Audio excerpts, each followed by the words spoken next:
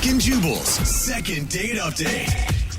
The guy on the phone for today's second date update is going through a problem that a lot of people go through after a first date. You can't really tell if somebody's blowing you off, you know? Yeah. Especially you go out with a girl and they're so mysterious all the time. You know, you can't really tell. And I read his email and it said after their date, she texted him and said, "Don't ever talk to me again," and blocked him on social media. So I'm just not sure what she was hinting at with that. Oh my God. I can't tell. Graham, I'm so sorry she's being so mysterious with you. Well, thank you for that. I appreciate it. I'm really hoping I can count on you guys for some help Man, here. yeah, us crazy ladies. I can't Wow, tell. Never clear with what we want. Just can't tell what she Yeah. means by "don't ever talk to me" and then blocking you on social media. You'll never understand So, them. yeah, just say what you mean. Say how you feel, you know?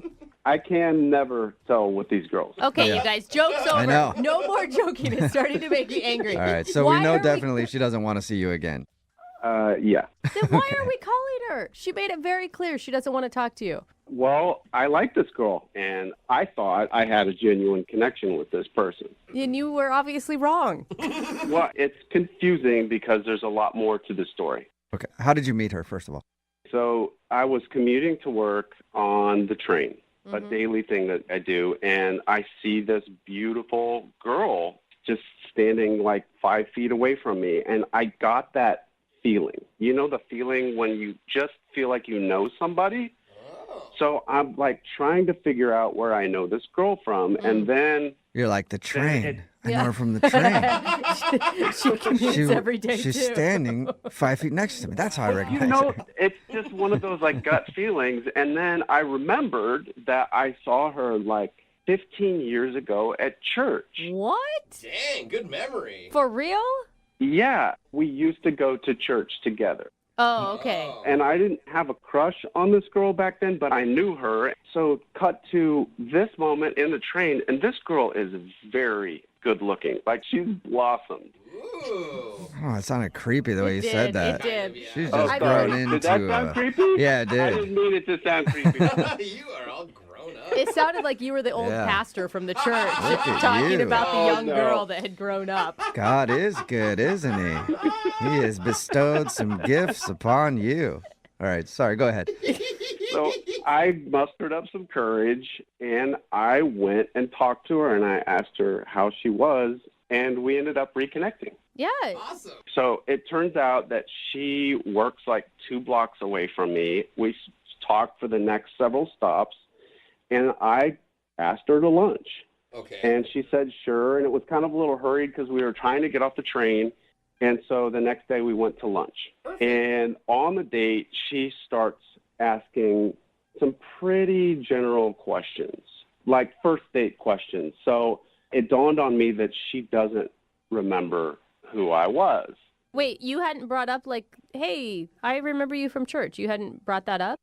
She knew I was from church, but she didn't remember who I was exactly. Okay. And so anyway, it didn't really matter because the date was going really, really well, which felt good.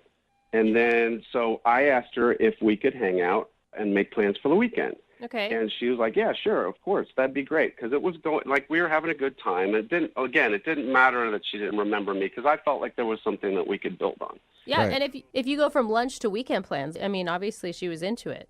Exactly. And so next day rolls along, and again, this is like where the train literally hit me because she sends me a text. And in the text message, she says, and I quote, "I just remembered who you are.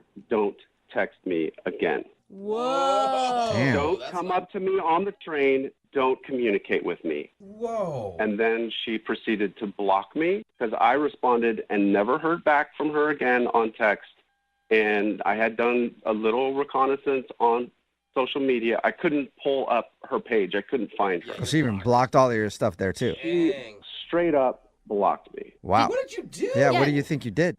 I was thinking about that, and I was like, I don't know. What could I have done to her when I was like 12 years old? I've been like racking my brain, like thinking, what did I do? What did I do? And I can't come up with anything. I'm really confused. And you don't remember any sort of awkward interaction with her ever? None. Never. None. So you have no idea what she is accusing you of doing to her back when you guys were in church as a kid. That sounds creepy, It too. really does. But anyway, you have no idea what she's saying you did. Correct. And she remembers. It must have been something bad. At first, I thought you were some weird stalker, but I could see where you'd want to find out what that is. Maybe she's remembering the wrong person. Were you kind of a jerk when you were younger? No. Like I any was- chance you could have, like, I don't know, bullied her or Bible shamed her? Like, you know, I hear that's a thing. If you don't know a Bible verse, man, people will just shame you. You don't know Genesis? Yeah. Loser. Yeah. Did you Bible shame her? Is that what you did? Never. Okay. Huh. Anything you guys can do to help me out, to like give me some clarity here, because I'm a really nice guy and I was a really nice kid, Right. and like I'm really confused. All right. Well, we'll play a song and then come back and call her and get your second date update, okay? Thanks, guys. Okay, hang on. Moving 92.5. Brooke and Jubal in the mornings. Second date update. If you're just tuning into today's second date update, Graham is on the phone and he wants to call a girl named Grace. They actually knew each other when they were younger. They used to go to church together, and he saw her on the train the other day, went up and talked to her. They ended up going out to eat lunch and made plans to go out again. But before they could actually go out again, she texted him and said that she never wanted to talk to him again because she remembered who he was. And then she blocked his phone number, she blocked him on social media, blocked him everywhere.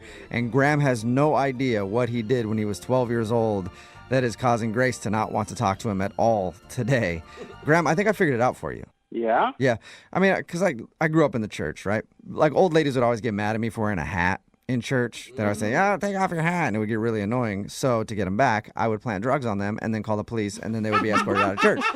So I'm thinking he planted drugs on an old lady to get her kicked out of church, and that was her grandma. That must be it. That has to That's be. it. God, why are you even calling us? I Now know. we figured it out. We don't need to call her Yeah. anymore, Graham. I feel comfortable saying that's the most ridiculous thing I've ever heard. Okay. And it's ridiculous, but I do feel like you must have done something to someone in her circle of people. Because if she didn't remember you initially, it's not something that you must have done to her. It must have been something she's like, oh my God, that's the guy that did something to my sister or whatever. That sounded bad, but you know what I mean.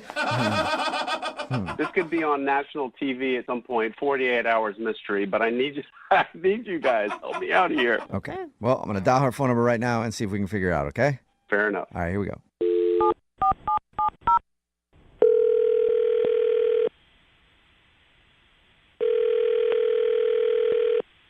Hello. Hi, can I speak to Grace, please? Speaking. Hey, Grace, how are you? This is Jubal from the radio show Brooke and Jubal in the Morning. What? Brooke and Jubal in the Morning, it's a radio show Okay. that you How sound can I help you? super familiar with. I'm calling you today because we actually got an email about you from one of our listeners. You did? Yeah, well, because we do a segment on our show, it's called the Second Date Update. And so you went out with a dude, and he has no idea what he did, but apparently you don't want to see him again. Are you talking about Graham? Yes, I am talking about Graham. Okay. Okay. He told us that you, obviously, like Jubal said, you don't want to talk to him at all anymore. Like, we understand that. No, I really don't. Yeah, but the question is why? Because Graham only had nice things to say about you. He said that you guys knew each other when you were kids at church, but he doesn't remember ever doing anything wrong. Oh, really? That's what he told you? Yeah. Yes. Like, he was honestly perplexed. Like, he has zero idea he even thinks that maybe you're confusing him with another person or something. No, I'm definitely not confusing him with another person. So do you mind telling us what he did more specifically so we can tell him what he did? Because he's super confused. Wow, what a jerk. He's really denying that he did anything wrong. I don't We think asked him a few times, and he even asked if he was like a bully or something when he was back, I think he was like 12 years old. And he said no. He said he couldn't think of anything. He said no to that? Yeah. Was he mean to you when you were little and he just doesn't remember? He basically ruined my life. Whoa. How? That's pretty dramatic. You know what? It's more like traumatic. Like, I'm traumatized. Oh my God. What happened? So we're in choir, Uh-huh. and we're singing our hymns, and I was given a solo, and I delivered it, and I hit the note, and it was beautiful, and it rang through the church, and then it was punctuated by the loudest fart I have ever heard in my entire life. The loudest fart? Really? Was that... Everybody was laughing. You're laughing at me too. It's funny. I'm not laughing at you. You farted during your solo? No, not me. Graham. They think you farted. So he farted loudly. And everybody started laughing. Yeah. But why would that ruin your life? Because it was so embarrassing that I had to quit the choir. Like, I couldn't sing anymore with anybody. And I used to love to sing. All I can remember is looking down in the pews and Graham sitting there laughing his face off while he was ruining my life. You sound like still really upset about this fart. Like, you can't find humor in it, 15 years later? Yeah. I'm an accountant now. I don't find humor in anything. At least you're honest about that. I think he did it on purpose. Really? Honestly. He and his friends were all laughing about it like it was planned. Like he meant to do it. Okay. Yeah. And you obviously have never forgiven him for that. No, and he never even apologized. I don't think he even remembers that happened. Well, he wouldn't, would he? You don't always remember when you ruin somebody's life. That's true. That's what they say. Yeah, people have told me that all the time. I'm like, oh, I have no idea. That's really sad. Well, Grace, I hesitate to tell you this because I think it's going to make you angry, but I'm going to tell you anyway. Graham is actually on the other line listening and wants to talk to you. What? Yeah. Oh my God, Graham, do Are you not laughing, laugh. Graham? What are you doing, dude? I'm sorry. I'm so sorry. Hi, Graham. Grace. Hi, Grace. Why are you calling me? I'm calling you because we had a good time. I'm sorry that I'm laughing now, first and foremost. That was not me. I did not do that. That was my buddy Augie. He was sitting right next to me, and I completely forgot about all of that, but I'm remembering it now. So you remember the fart? It was not Augie. It was you. No, it was Augie. I swear to you. You know what? Could It doesn't even fart matter. like- It doesn't even matter.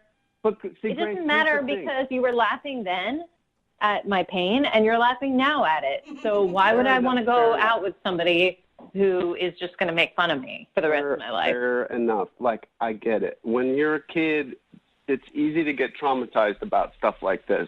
And everyone was laughing. It was an impressive part, but he did it.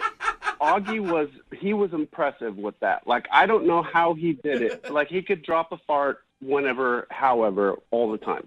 That's just the way that he did business. That's the way he did business. He could change the pitch. He could change the timbre. He could change the intensity. He had the right fart for every moment. Oh, my God. Graham, I do not think you're helping the situation right now, buddy. All I want to do is know Augie. I just want to meet Augie now. I keep in touch with Augie, and he's an awesome guy. I mean, he's had his fair share of troubles, but he's a good guy. And look, He's if a we were good kids- guy. Did you not hear what I just said? He completely embarrassed me on purpose. Grace, you cannot hold stuff against me or anybody when we were 12.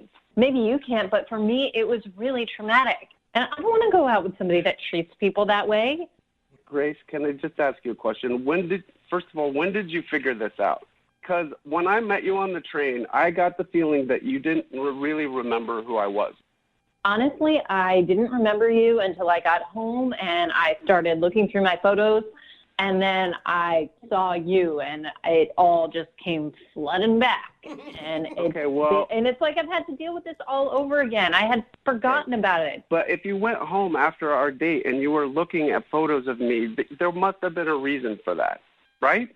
Like we got along really well. We had a good time on the date. And all of this stuff when we were 12 years old aside, we had a great date. And I would really like to have another shot with you. You're not any different now than you were then. 12 years old, Grace. 12. Yeah, when you're 12 years old, it's hard not to get caught up in the thrill of a fart, you know? Yeah. I didn't get caught up in the thrill of it. I know, Grace. I know that still hurts you, but maybe this will bring some sort of closure to all of it. Like for you to realize that they didn't do it to hurt you. They were just being immature boys. Now, that doesn't mean it's excusable, but maybe you can find some forgiveness and closure. Sure, I forgive them, but I'm not going to forget it. Well, would you like to go on a second date with Graham? We'll pay for it. No. Are you sure? Really? I get it. You're not willing to get to know Graham now. You're going to stick with 12-year-old Graham. He'll be forever young in my mind. Oh, You man. did. I will say, Graham, you did come out of that laughing right off the top. Maybe that wasn't the best move. I know. I know, but as soon as you say fart, it's funny. I still laugh at farts. Farts are funny. It's everybody farts. Totally. Jubal, you fart, right? No, never. Yeah. Never done it. Don't know what you're talking about. I'm with Grace on I this one. came to you for help. Thank you for your time, Grace. Sorry for what happened to you in church. I hope you And get Graham, sorry you didn't get a second date, man. That stinks. Yeah. It does. Yeah. That's a good way to put it. It's awkward now. This would be the perfect time for Augie to show up with a really perfect fart. Like, can you call him? Brooke and Jubal in the morning. Brooke and Jubal's second date update. I'm honestly stumped as to why the woman on the phone for a second date update today isn't getting a call back. I mean, usually when you follow somebody across state lines, no big deal. What? Yeah, they usually no. appreciate that when you just show up unannounced somewhere, right? And now we're going to stalk the guy again by calling Yes, him we in are. a second date? Her name is Abigail. Abigail, what's up? Hi, guys. Okay, he's already made you sound creepy right from the get-go. I'm not creepy. I'm just a bit confused. Okay. Sometimes there's a thin line between creepy and confused. I've been a victim of that many times. You have a pretty interesting situation, Abigail. Why don't you tell everybody, first of all, the guy that you want to call, what's his name? Brian. Brian. And how did you meet Brian? Well, I'm a little leery on going on online dates and meeting guys on dating websites because they're usually either nuts, ugly, or smelly, or just not. God, it sounds like so many great options. I don't know why you're so upset about this. But, I gave it a shot one more time, and I met Brian. And I got to tell you, we hit it off immediately. It went from 0 to 60 in virtually no time. So you liked his aroma. He had a good aroma, a good scent. I mean, from what I could smell over the phone, he was great. Oh, so you're saying it went from 0 to 60 before you guys even met in person? Right. I mean, it was Oh. instant attraction via conversation. Wow. His profile picture looked great. And then I did a little more digging and found his Facebook profile, and I realized it's really what he looks like. Uh-huh. Okay, did you get his tax returns? 'Cause it sounds like you put in a lot of effort. If I'd done a little more digging, maybe. Yeah. So, I mean, that's a lot of pressure to put on a date when you've been disappointed so many times. Were you worried about that? I was, and that's why I did my due diligence, and we talked for hours. I mean, there was nothing I couldn't discuss with him. We text me at least 5 times a day. Oh, I And- love that. How long was this going on before you guys actually decided to meet in person? Just about a month. Whoa, that's a long time. Yeah. I really wanted to see him, but the thing was, he lived 2 states away. Oh. So the whole logistics of meeting each other was really difficult. I see. I was going to say, like, what took so long? Yeah, that makes sense. That's it. But I thought we had kicked it off so well. I wanted to do a grand gesture of romance. And one night when we were chit-chatting, he was telling me his best friend's birthday was that weekend and where they were going to be and what the plans were. And I thought, wouldn't it be cool if I flew down and surprised him? Whoa, Yeah. for your first meeting? I mean, we had chatted for so long. This was inevitable that one of us was going to fly in to meet the other. But a surprise and just showing up is a whole different ballgame if you don't know him that well yet. But it could, I mean, I could see where it could pay off. Like, it could be an amazing thing or it could be really bad. So how was it when you saw him for the first time? I just started drooling. He was so gorgeous. Oh my gosh. Wow. Well, maybe that's why he's not calling you back. You just showed up randomly out of the blue with drool all over you. It's a good point. And how did he react? Was he drooling as well? Was it just a big spit fest? He was kind of taken aback. I basically came up behind him and tapped his shoulder, and he turned around, and he got white as a ghost. He was shocked. Of course. Okay, wait, set the scene. Where were you guys when you tapped him on the shoulder? Were you at the birthday party? Yeah, I showed up at the restaurant where the birthday party was. Whoa. Oh. Yeah, that's a very bold move. Well, because I didn't know where he lived, so this is the only way I could get in contact with him. That So sounds what did sketchy. he do? I mean, after he recovered from the initial shock, did he hug you? Did he kiss you? I mean, the first thing he did was say, "What are you doing here?"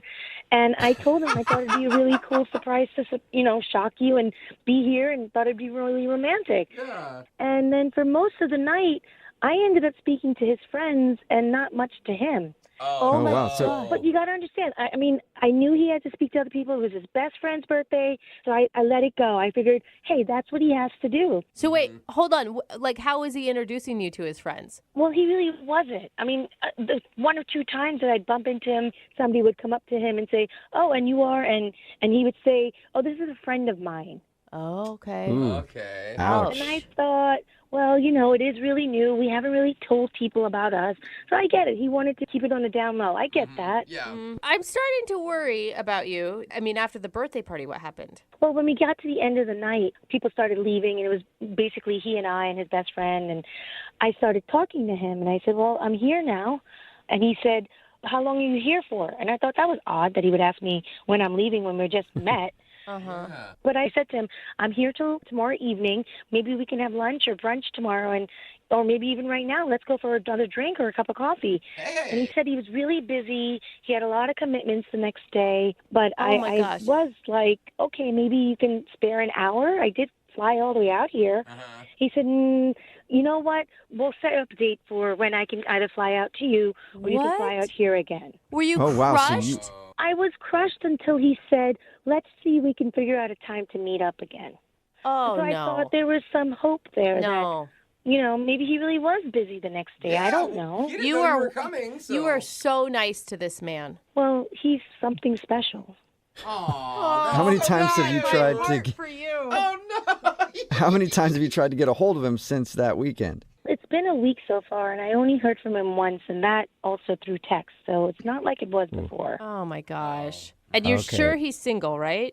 From what I understand, I didn't see any rings on his finger, and I didn't see any other woman around. Okay. That's good. Okay. Well, we'll play a song, come back, call him, and then get your second date update, okay? Okay. All right, hang on. Moving 92.5. Brooke and Jubal in the mornings. Second date update. If you're just tuning in for today's second date update, it's the kind of thing that movies are made about. Abigail is on the phone, and Abigail met the man of her dreams online. And they chatted back and forth every single day, every single night for weeks until Abigail decided to show up unannounced at a birthday party. She flew all the way there to surprise him, tapped him on the shoulder, and he turned around and she said, Abigail's home. That's not what happened. Poor Abigail. I think I've seen that movie before. It's scary, but I don't think that's what happened. That is sort of what happened. Abigail did surprise this dude that she'd been talking to online. They live in different states, and she actually showed up to a birthday party that he was at, unannounced, and was hoping that everything would go great. But when she got there and surprised him, he was kind of weird and sort of ignored her the rest of the night, and they haven't really talked since. Abigail? Hi. Yeah. Sounds just Oh. like what you said, Jubal. I mean, very Exactly. similar. I'm really not a stalker, I promise. Well, I have a whole different scenario in my head, Abigail. Abigail, you're so sweet. It just makes me so angry because it sounds like you guys really connected and he really led you down this path, and he's just a jerk. I don't know how else to say it Well, but she appropriately. did show up out of the blue, Yeah. unannounced, like from states away. That could creep a guy out. But he was giving her the wrong signals, man. I really got the feeling that we had the connection, and he would have loved this romantic gesture. All right, well, we'll find out. I'm going to dial his phone number right now and see if we can talk to him and get your second date update, okay? Okay. Oh, Okay. gosh, she's Hold so on. nice.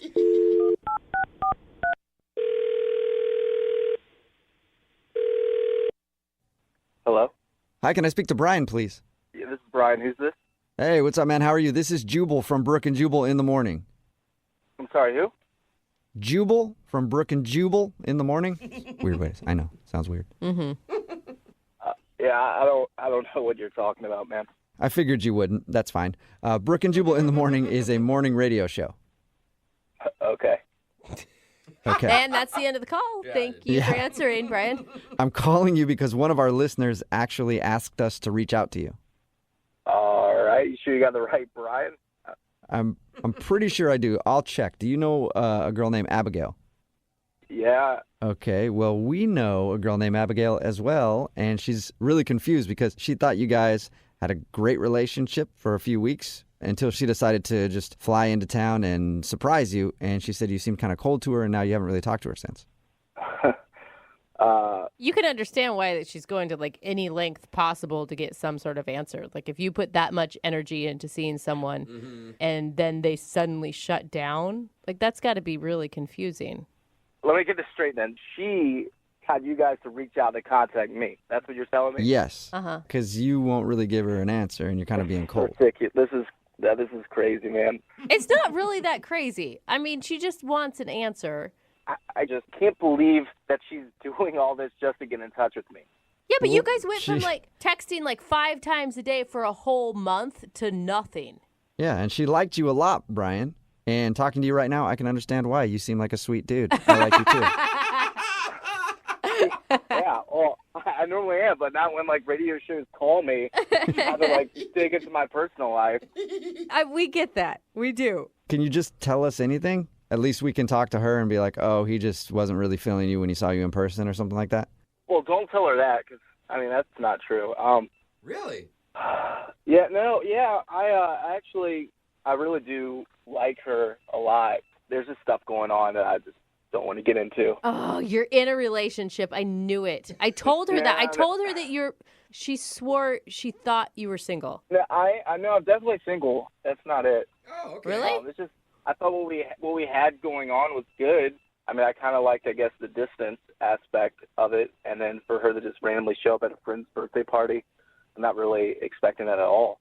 But why did you spend all night avoiding her? I mean, at some point, if you say that you really like her... Yeah, well, I guess it just got too real for me, having her right there. Too real, like, you like talking to her online and on the phone, but to realize you could actually touch a person was strange? No, I mean, it's not necessarily that. It's just there's other stuff. But I understand there's other stuff. But right now, all I understand is you like her a lot. It shocked you that she showed up, and then there's stuff. Like, how is that a message to give to her to help her understand why you're not talking to her anymore? You know what? Whatever. I don't care anymore. I need a kidney transplant. Whoa. What? Yeah. Oh, that's serious. Whoa. Yeah, way to take things down, Brian. I mean, you guys asked for it.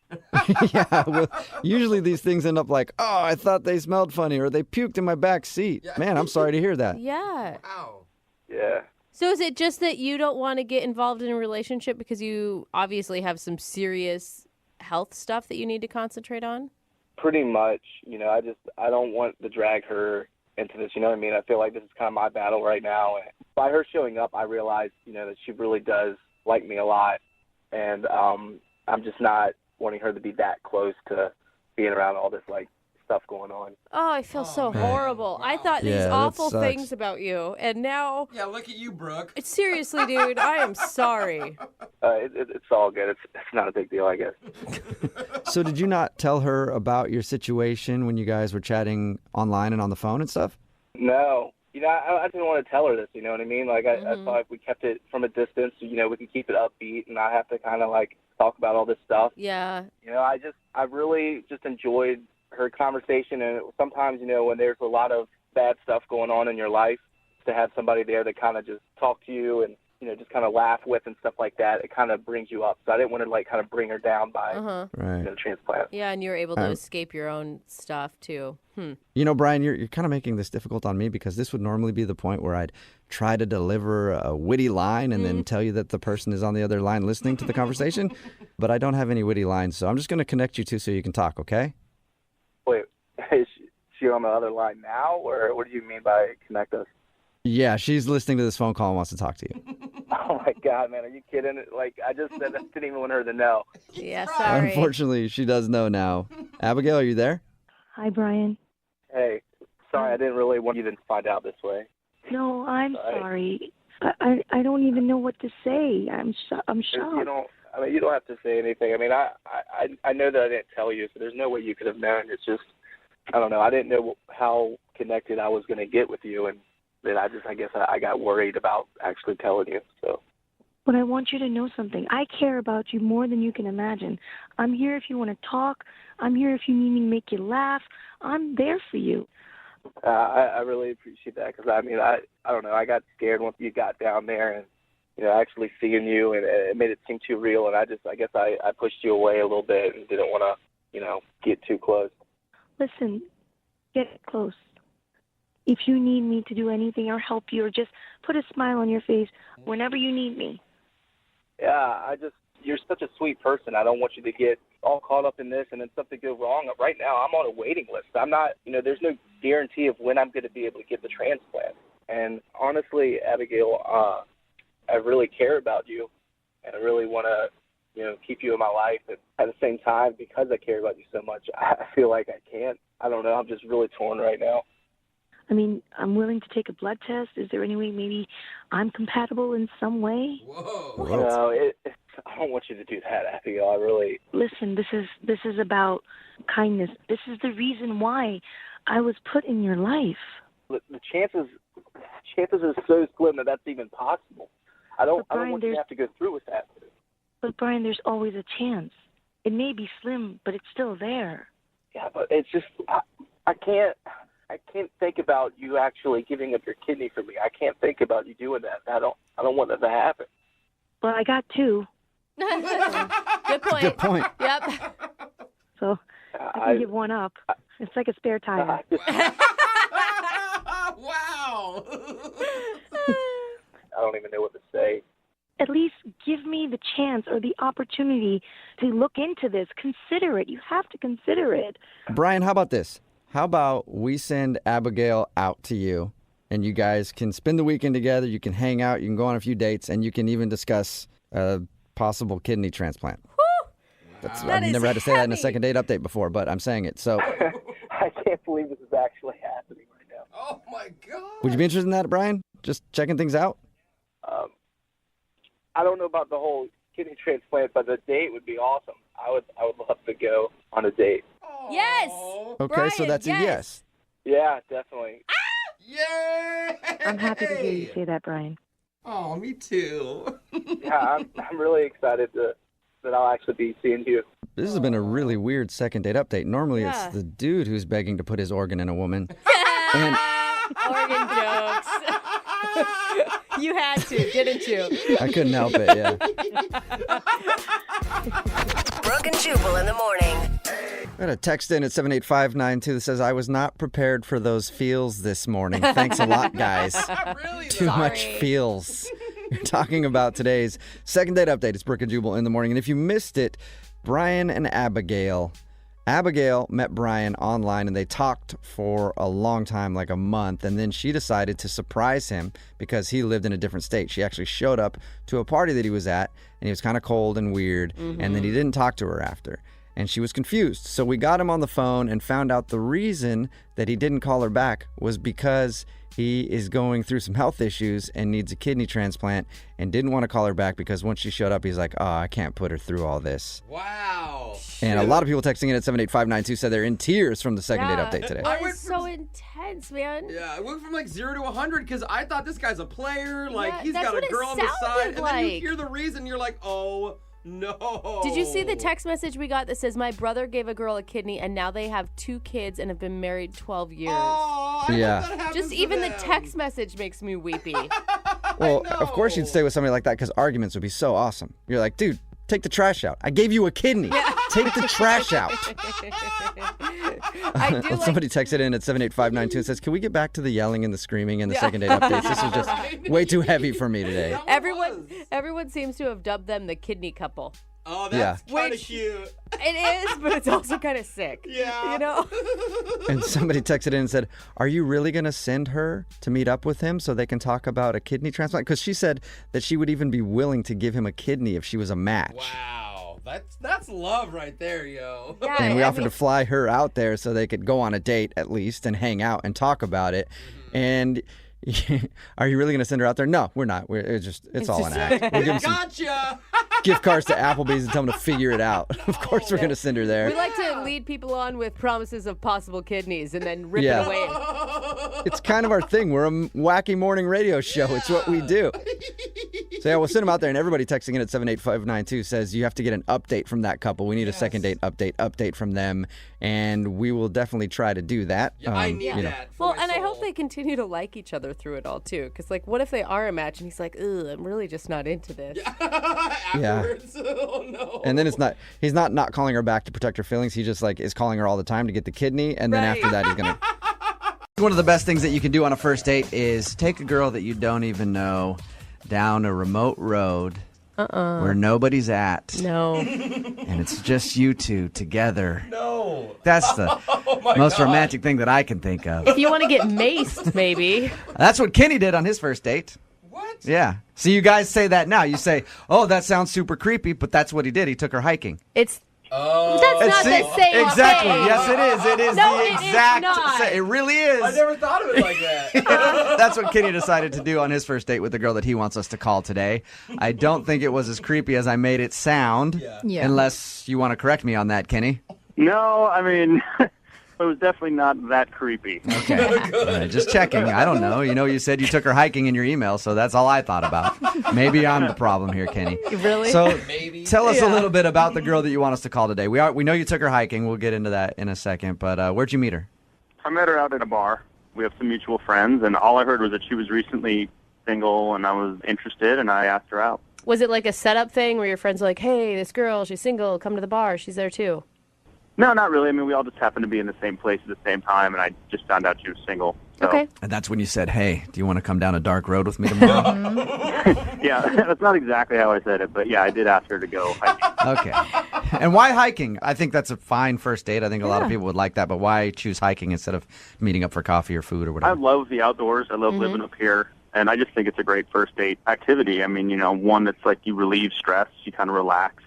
Two, you're definitely in beautiful nature. Mm-hmm. And for me, the other thing is it's free. That's another very good point. Bonus. Yeah, it is free. Kenny, do you know, is she an outdoorsy person too? Because I know girls sometimes love it or hate it. She was into it. I mean, she was certainly keeping up with me on the trail. She didn't complain. Yeah. Nice. See, that's the best part when you're in better shape and you get like ahead of them and you're just like, hurry up! Come on! Is this your first time?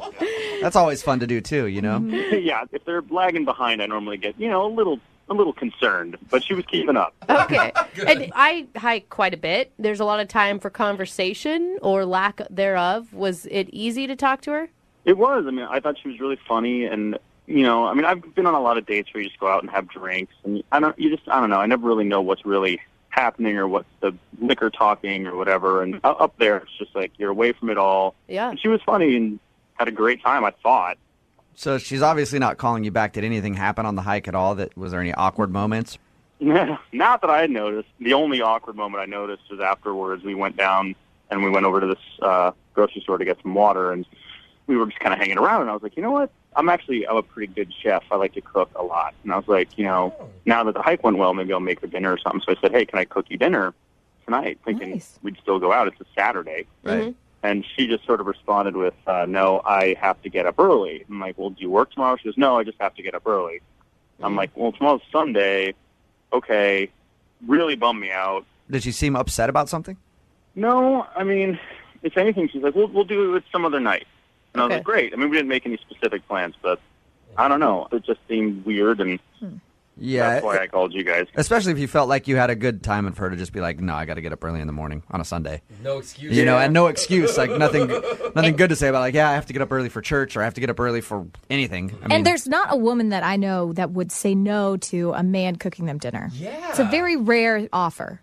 Right? I mean, I know, I'm like, that's my thing, I'm a good cook. She just wasn't into it, or I thought. I'm not really sure what she was thinking. how many times have you tried to get a hold of her since your date?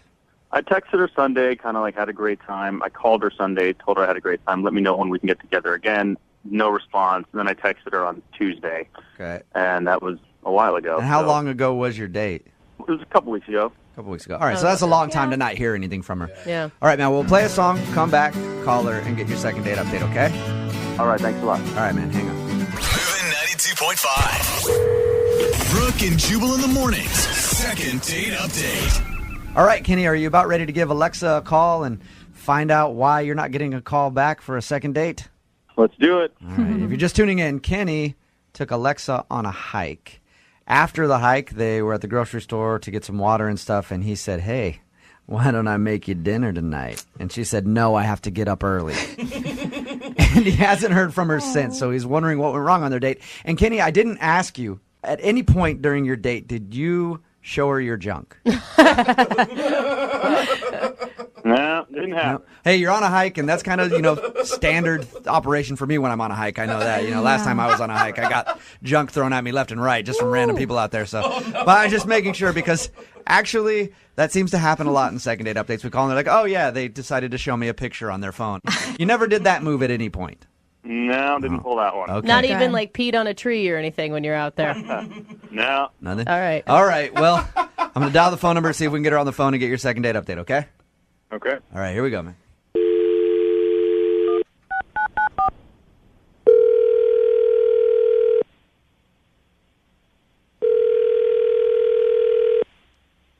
Hello, Hi, can I speak to Alexa, please? this is. Alexa, how are you? This is Jubal from Brooke and Jubal in the Morning. What's going on, Alexa? Okay. All right. The reason why I'm calling you Alexa is because one of our listeners emailed us about you.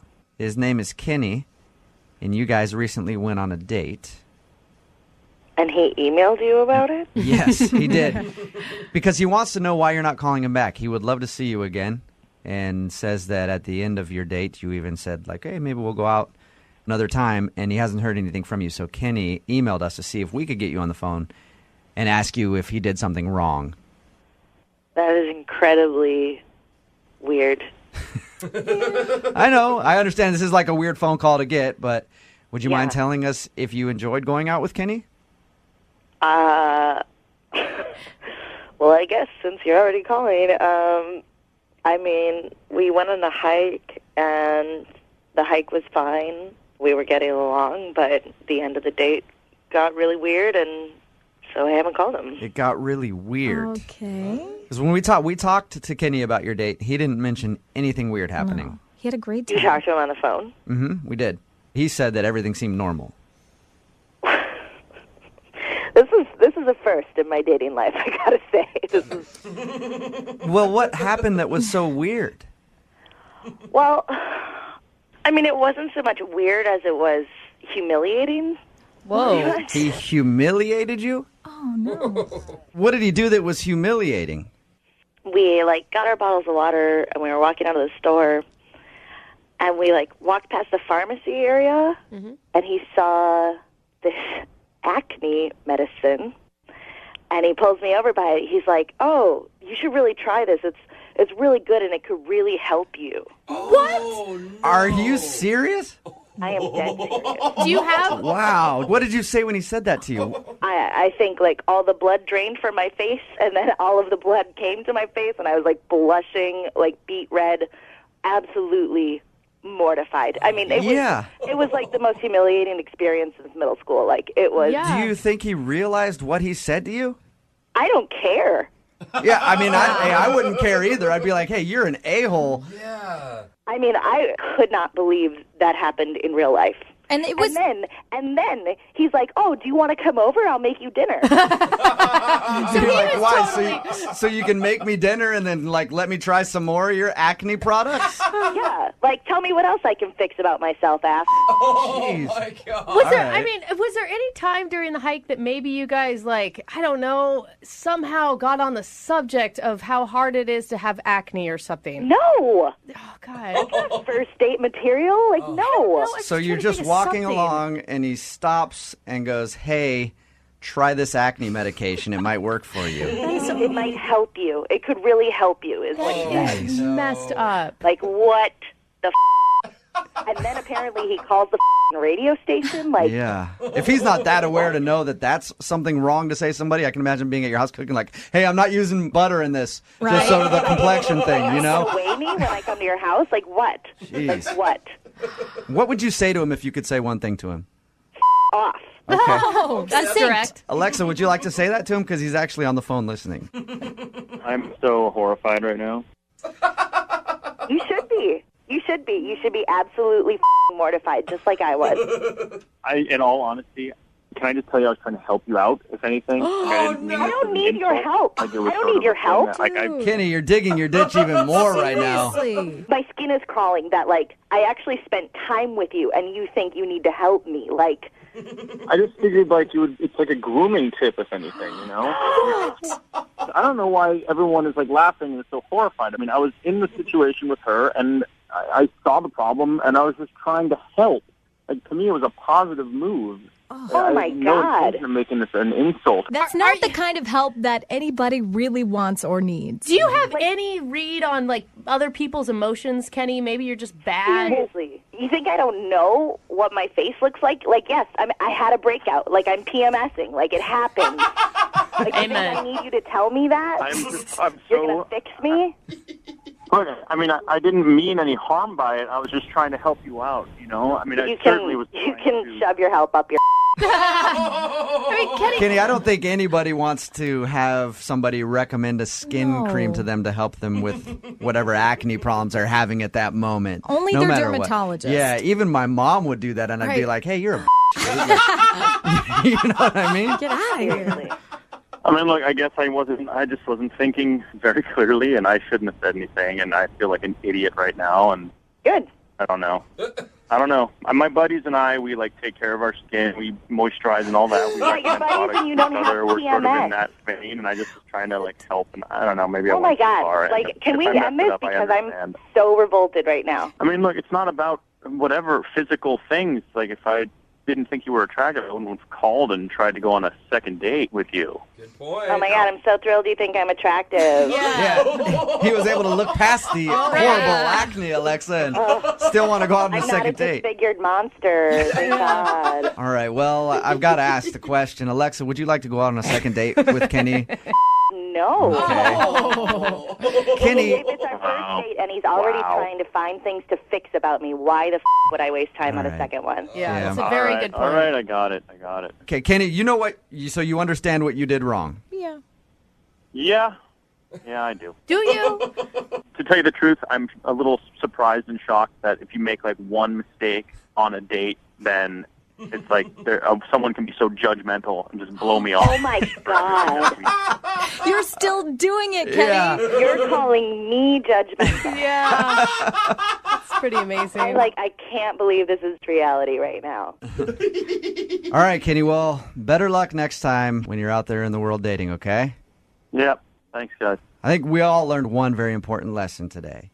And that's don't ever take girls hiking, right? Am I right? Yeah. Worst dating idea ever. Brooke and Jubal in the morning. Brooke and Jubal's second date update. If you want a second date update, all you have to do is email us, brookandjubal at moving925.com. We will call the person that didn't call you back. Amanda emailed us about a date she went on with a dude named Rob. Amanda, your email said that you laughed through the entire date. Is that right? Yes, we did. We had a fantastic time. What'd you do? Well, we met at a work party, and he asked me out that night, and we went on a ferry ride out to Bainbridge Island. Ooh. And we had dinner at a restaurant out there, and it was just really lovely. Like, we couldn't stop talking the entire way. What was the first thing you thought or felt when you saw him at the work party? Great eyes, and very funny. He's a funny guy. Okay. You know, really good connection on that level. Does he work, like, with you or in the same industry or something? Like, how'd you... Same industry, we're just, like, in different divisions. Oh, you know? okay. So it was just kind of different parts of our company were brought together, and I had heard about him, but this is the first time we actually really met and hung out. Have you tried to, like, call him on his company phone through the company directory to see why... So what happened on the ferry ride back? You know, I feel like we had an amazing dinner, and we even kissed on the ferry ride. It was a lot of sparks. Okay. So you've got to have been dwelling on this for a while, why this guy isn't calling you back. Can you think of any reason? Well, there was only one awkward moment that I can think of, and it was just, maybe I'd had a little too much wine. And I was actually just, like, kind of in a fit of laughter, and I ran into somebody and I actually fell down on top of him. Oh, like you ran over somebody while you were walking? I just wasn't paying attention, and I sort of tripped and then like onto the person? And took the person down with me. That's funny. I don't see that being a reason why I wouldn't call a girl back personally. Were you able to laugh it off? I did. I just naturally think those things are kind of funny, not to be taken too seriously, but I know everybody reacts differently, so maybe he thought it was weird. How did he react? Did he react the same? He kind of looked at me a little funny, but he held me up and kind of brushed it off and just went on. I didn't notice like a huge difference in his personality changing or anything, but I mean, he did kind of have an awkward look on his face. Yeah. You sound Maybe it may have embarrassed him a little bit. Yeah, because it's awkward naturally. Yeah. Like, It's maybe funny. Yeah. And if we've learned anything from romantic comedies, I mean, that is actually the start of love right there. Did he leave you going, hey, I'll call you and we'll totally go out again? I enjoyed it. Everything else? Yeah, I mean, it was definitely like we kissed goodnight, and it was kind of like one of those, yeah, we'll talk soon kind of things. And then just didn't hear back. Huh. And kind of bummed, I had such a good time and just rare to have that kind of connection with somebody. So You sound so fun and positive. Like, I think that maybe he just got busy or who knows. yeah, All right. I hope so. Right. You ready to give him a call? Yeah, Okay. We'll play a song, come right back. Right after that, we'll call and get your second date update, okay? sounds good. Thank you. Moving 92.5. Brooke and Jubal in the mornings. Second date update. All right, if you're just tuning into the second date update, Amanda's on the phone with us. She emailed us about a dude she went out with named Rob. They had a good time. They went out to Bainbridge for dinner. The only weird thing that she can think of is that she fell down during the date and kind of ran over somebody. And that's the only awkward thing you can think of, right? Yeah, it was just a silly moment. You'd hope somebody has a sense of humor, but he does, so who knows? Now, we've done a lot of these second dates, and you sound like a really positive person who hasn't been too jaded by the dating scene yet. Thank you. Yeah. She said yet. Yeah. Don't say yet, Well- Brooke. I just want you to prepare for the worst so we can expect the best. Okay. Okay. I'm ready. What's the worst thing that you could hear from him, you think? I guess that he thought I was disgusting or something. Okay. Well, he did Yeah. kiss you, Yeah. Right. so he probably doesn't think you're disgusting. Or maybe like the worst kisser ever, or, Oh, that would be bad. We have had a second date update that's ended that way. Just not to scare you before we call him. Just preparing her, not scaring her. I'm going to call him right now, okay? Okay.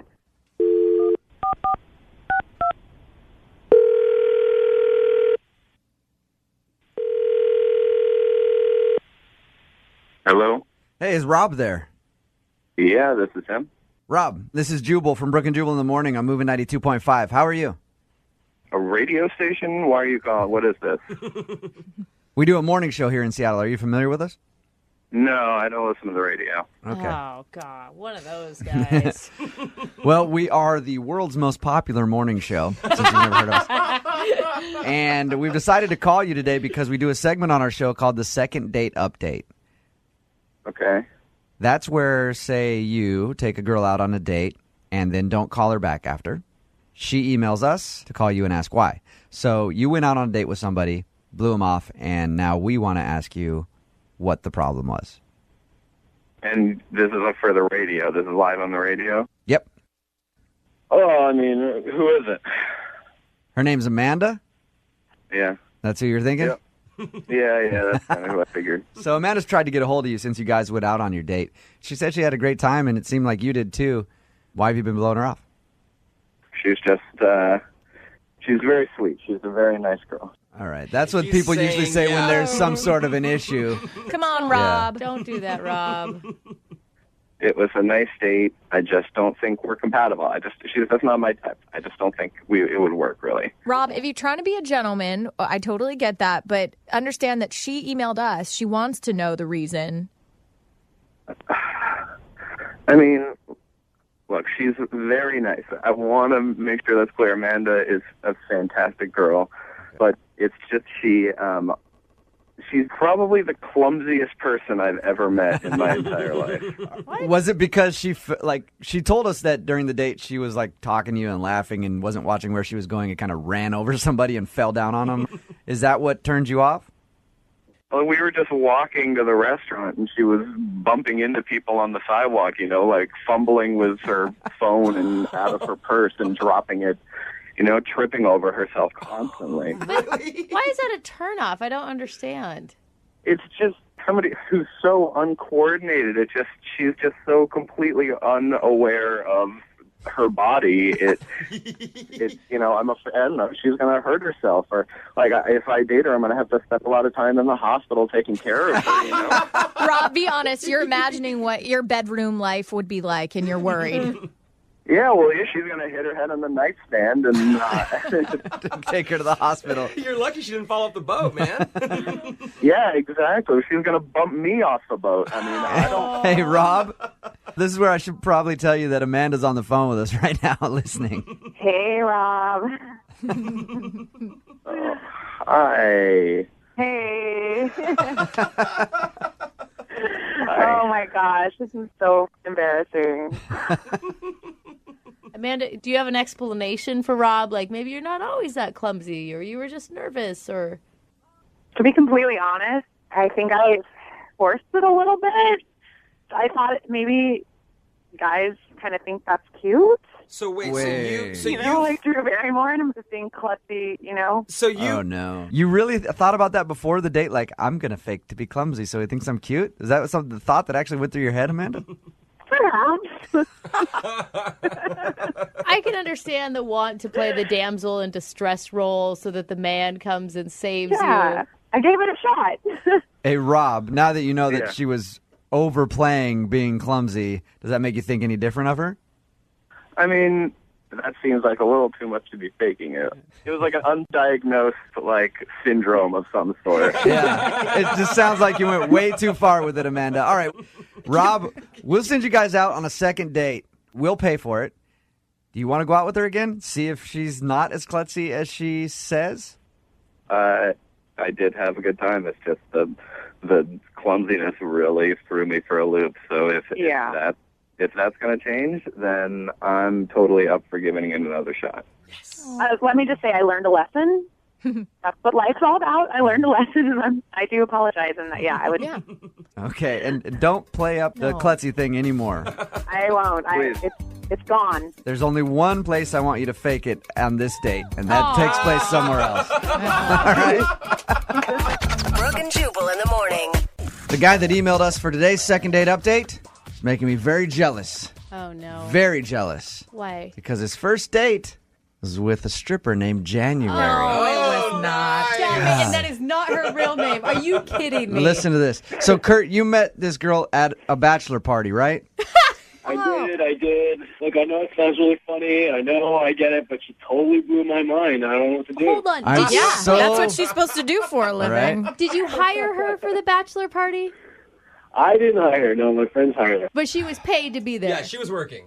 Yeah, she was working. She was doing her thing on the dance floor. Oh, my goodness. I'm so jealous of you. So, I am. Why would you want to date a stripper? Every other guy gets to see what you're bringing home every night. Yeah, but there's a lot of reasons. Just watch the way they move. Okay. So how'd this work? How'd you end up going on a date with a stripper from the bachelor party? All right, so it's my friend's bachelor party, and, there's a couple of strippers there. One of them is her. She's totally drop-dead gorgeous. I mean, not in a dirty, skanky stripper way. In a classy conservative way. Yeah. Like, what? But she was a schoolgirl, Lydia, okay? She always has education on her mind. She was wearing a pantsuit, and her striptease was she just unbuttoned the top button. It was very, very classy and sexy. Striptease. Were you guys actually at the strip club, or were you at somebody's house? No, we were at my friend's apartment, and everyone's getting wasted towards the end of the night. I'm overhearing her talk with her stripper friend, and her stripper friend has to leave because she has a relationship issue or whatnot. So you mean strippers with drama? Weird, I know. So her partner for the night, the stripper that she came to entertain you guys with, she left. Yeah, she had to leave, leaving her without a ride. So I figured, hey, maybe I should offer a ride. Yeah, she has gas money. So you gave her a ride home. How'd that whole drive go? It went great. She blew my mind. She goes to veterinary school. She's super smart. She's super motivated. She got great goals. Did you find out if January is her real name or her stripper name? That's the hardest part. How could that be her real name? I think that's why I'm calling you guys, because I really need to find out. She wouldn't tell you her real name? Well, I didn't even think to ask. I was just so kind of enamored by her, Oh my gosh. Stripper name. So wait, did you guys actually ever go on a date, or was this? Well, yeah, I wound up dropping her off, and she wanted to see if she could pay me for dropping her off. And I told her, instead of paying me, I'd much rather get a kiss from you. And then we wound up making out for like a half an hour. Awesome. Okay, I thought you were going to get to a dinner date, not a make-out session with a stripper late night in your car. Believe me, I was. We wound up going to get some late night breakfast after that. Okay. I know it sounds super cliche, but I really liked her. Like, Yeah. I really, really dug her. Anytime I meet a stripper, I always really, really, really like her. And I feel like there's a connection, but usually it doesn't work out for me. No, he likes her. Well, Do you really want to date? I like her more. I like her more than a stripper. Do you really want to date a stripper? You would be fine her being a stripper if you guys continued this.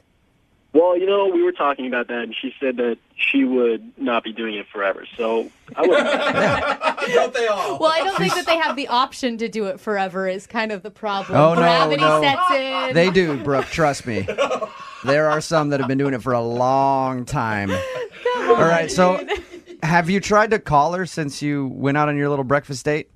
She gave me a number, and I've been trying to call her, and the girl won't get back to me. And I think it's because she just thinks that I, want her to strip for me or whatever. But I actually do want to talk with her again. Okay, then we'll call the number you have right after this and get your second date update, okay? You are the best. I know. Hang on, though. Okay. Thank you. Moving 92.5. Brooke and Jubal in the mornings. Second date update. I'm in love with a You just had to. Yeah. You just had to. Welcome to the second part of your second date update. Kurt is in love with a stripper who he met at his friend's bachelor party. She got in an argument with the other stripper, or the other stripper had some drama and had to leave, and this girl needed to ride home. Kurt, being the knight in shining armor that he is, took her home. On the way home, they ended up making out, and then they went out for a late night breakfast, and he's been trying to call her but can't get a hold of her. Her name is January. You wanted to say it in a stripper voice, didn't you, in the DJ stripper announcement? I kind of did. Kurt, you ready to give her a call? Yes, sir. Oh, man. Kurt, do you think that she actually likes you, or do you think she just wanted your money that night? I think she likes me. Okay. I've thought a lot of strippers liked me. I've gotten a lot of their phone numbers, too. Usually they call them and they go, yeah, I totally want to hang out. Come meet me at the club tonight again. Bring lots of ones. And they keep doing that. And you don't know her. You don't know her real name at all. Nope. All right, let's give her a call and find out why she's blowing you off. Yes, sir.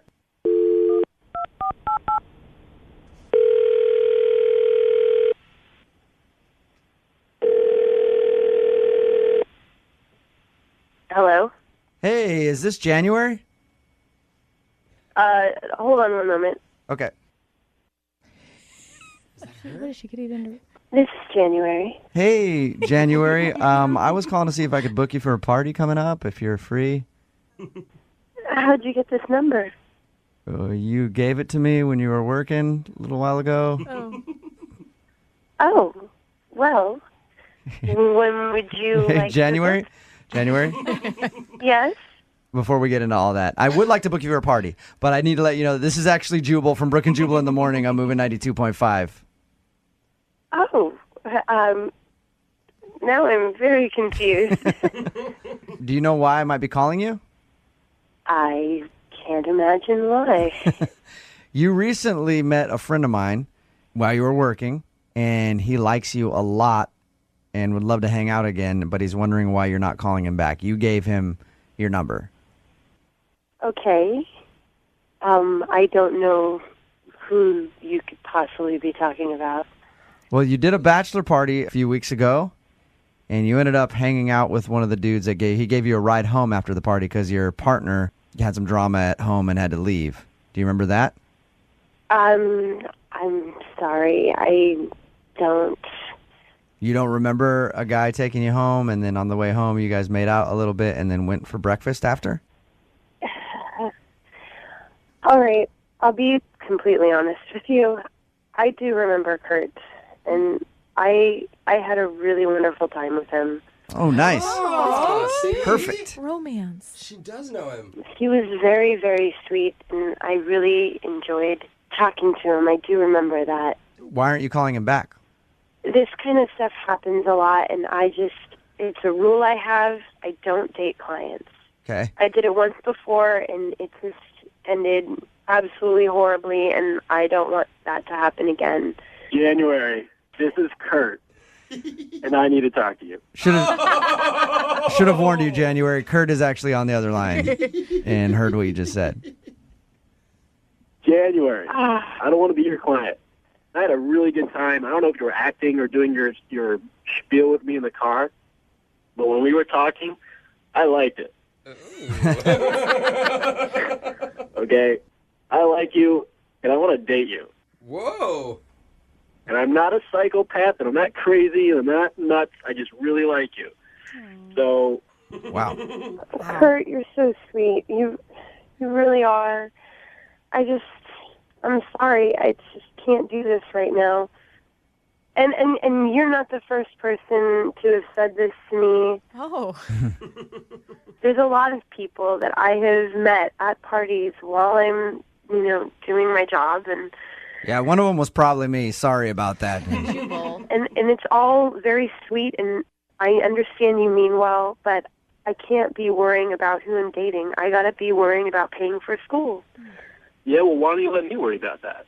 Oh. Whoa. Wait, are you saying that you'll pay for her schooling, Kurt? Yeah.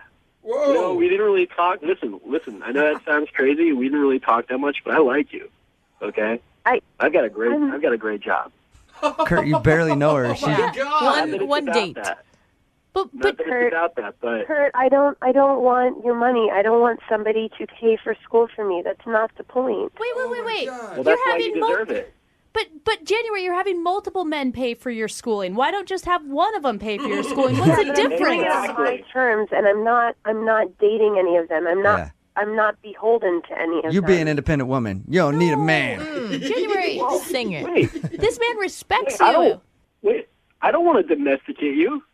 I don't want to hold you down. I just want to date you. What? Yes, but I don't want you paying for my school. That is something I am doing on my own, and I don't want to owe anybody for it. Well, let me at least pay for your first quarter so you don't have to dance anymore. What? You want, Oh my God. Kurt, you want to pay for her first quarter of school so she doesn't have to dance. Absolutely. Wow. Are you 100% serious here? I'm 100%. I'm 150% serious here. Oh my God. Okay, I wouldn't have gone through all this if I wasn't 150% serious. She must have some magic dance moves, man. Yeah. Why wouldn't you take him up on that offer, January? Yeah. Because I don't really know you that well. We had one really great talk together, one good makeout session, and I don't feel comfortable with that. January, I don't think it matters. Don't look a gift horse in the mouth, okay? And not just that. It matters to me. But I feel like you have a man that respects you right now, and that you could turn the page and start respecting yourself too, and get out of this business. Brooke thinks it's like Pretty Woman. I'm just saying.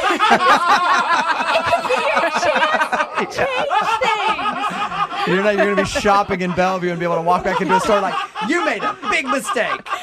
All right. Be happy. Everyone deserves happiness. Generally, I don't even know your name. January, what's your real name? Come on, please. My real name is Erin. Yes! Yes! Yes! January, you don't know how wonderful that is to have learned that information. That's all I ever try to do is get someone who does your line of work. I try to get their first name all the time. Thank you, Erin. Erin? Yes. I'm not offering to pay for your schooling or anything. We'll pay for a second date with Kurt, Come on. and you can get to know him a little better, and then maybe decide what you want to do from there. Yes. No expectations. I promise. Don't. Give me one more chance. I like you. That's it. I just want a second date. Come on, Aaron. Look, you're sweet and you're caring, and Come on, do it. I What's it going to hurt? really appreciate your Oh my God! Make one good decision. persistence. What's it going to hurt to go? What's it going to hurt to go out with him and just get to know him a little better? I will give it. Yes, I will go out with you. Awesome. Yeah. Ladies and gentlemen, I'd like to introduce you to Aaron. Coming to an Applebee's near you. Going to be having lunch with Kurt.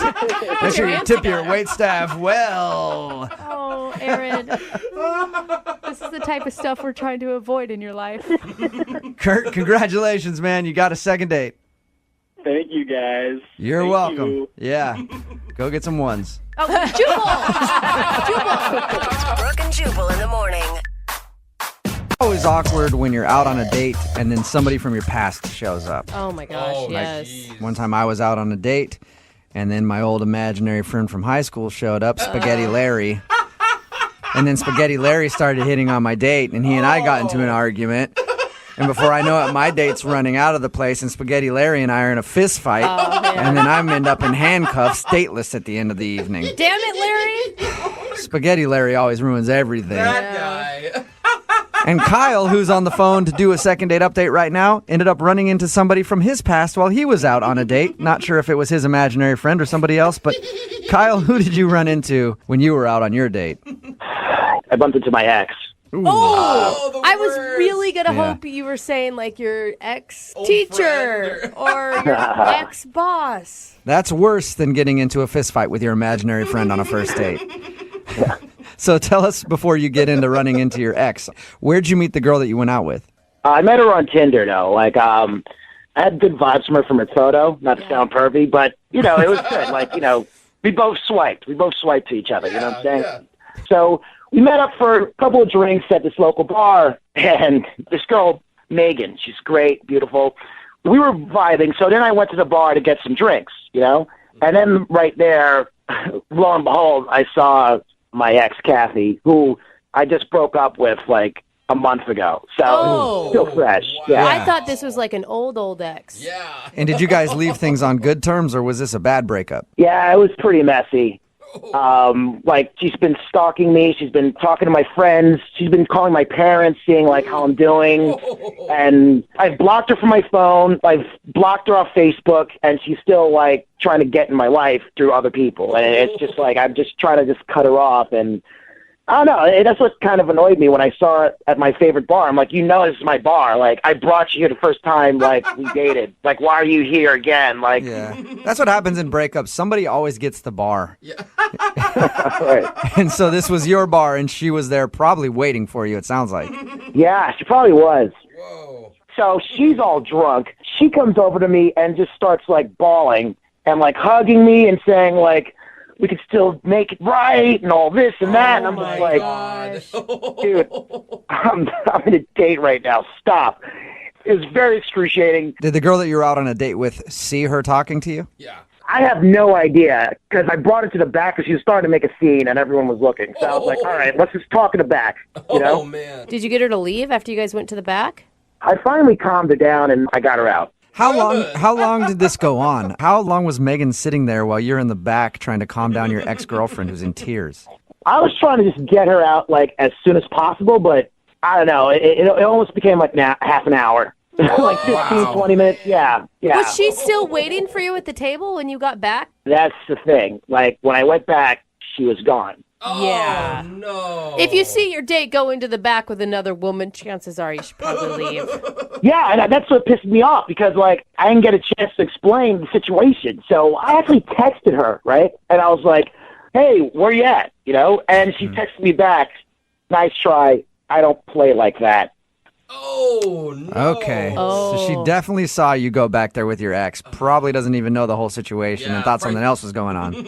Yeah, she probably thought I was macking on some other chick when I was trying to get a drink, and she probably thought, oh, I'm a player. Like, I'd probably think the same way, you know? Yeah, definitely. I would think the same thing if that happened to me.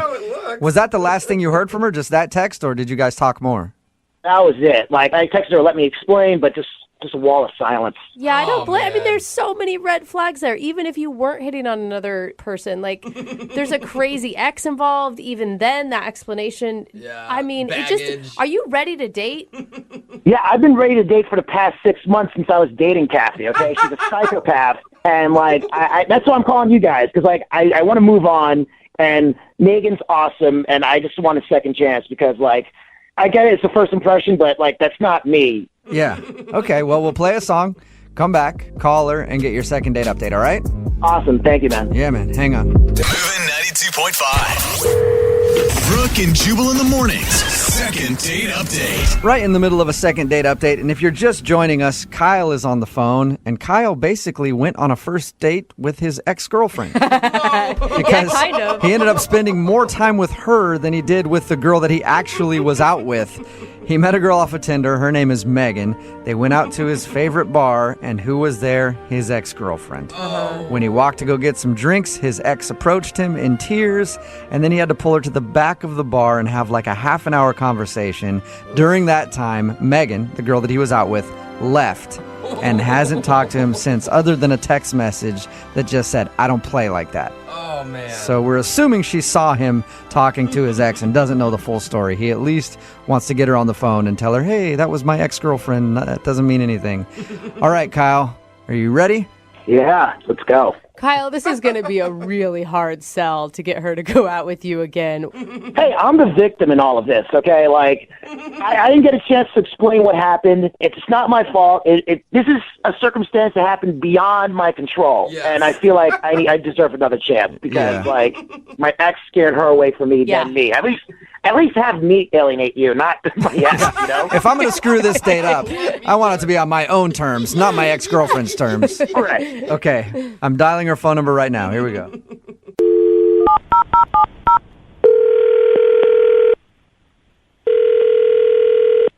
Hello, Hi, is Megan there? this is she. Hey, Megan, how are you? This is Jubal from Brooke and Jubal in the Morning. I don't know who that is. You've never heard the radio show before, Brooke and Jubal in the Morning? Is this like a prank call? No, it isn't. My name is Jubal, and I host the radio show that I just mentioned. It's called Brooke and Jubal in the Morning. Okay. And I have a question for you. Look, is this going to take a really long time? No, it won't take a long time. It's actually about somebody that you know. All right, so what? And the guy that wanted us to call you today, his name is Kyle. Do you remember going out with... No, I'm not doing that. I'm not, I don't want anything to do with him. Yeah. You don't have to have anything to do with him, but we just want to know why you're not calling him back. He said that you left your date early, and then all he heard from you was a text message that said you don't play like that. So Yeah, no, no. I got nothing for him. I got nothing for you. I got nothing. Can you at least give us a little bit so we can tell him what the problem is? I mean, he should know what the problem is. We were there 15 minutes, and he went off to, like, have a private huddle with some drunk girl in the corner. And so I thought, okay, she's easy pickings because she's already wasted. I don't even know what. And so I'm like, I'm out of here. All this, you know. Yeah. And I go outside, and she follows me outside. What? This hysterical mess of mascara follows me outside, reeking of tequila. Oh my gosh. And angry. And she's like, "You can't have him. He doesn't want you." She proceeds to tell me that they slept together the night before. Oh, boy. And that he was still in love with her, and she was a mess.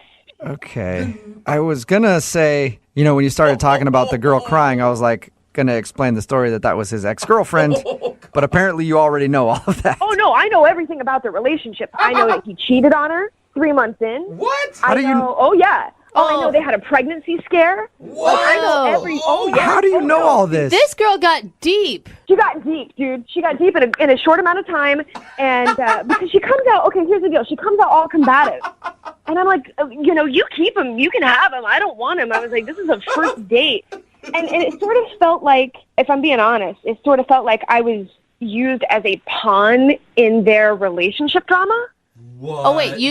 Hold on. Like you he think took you to that bar knowing that she was there, so she would see it? Yeah, that's really what it felt like to me. No. So did you feel sorry for her? I mean, at first I was like, all right, I'm going to take my earrings off and this is going to happen. In a real way. And then she was just so broken and defeated and I started consoling her because she was sick with grief. Yeah.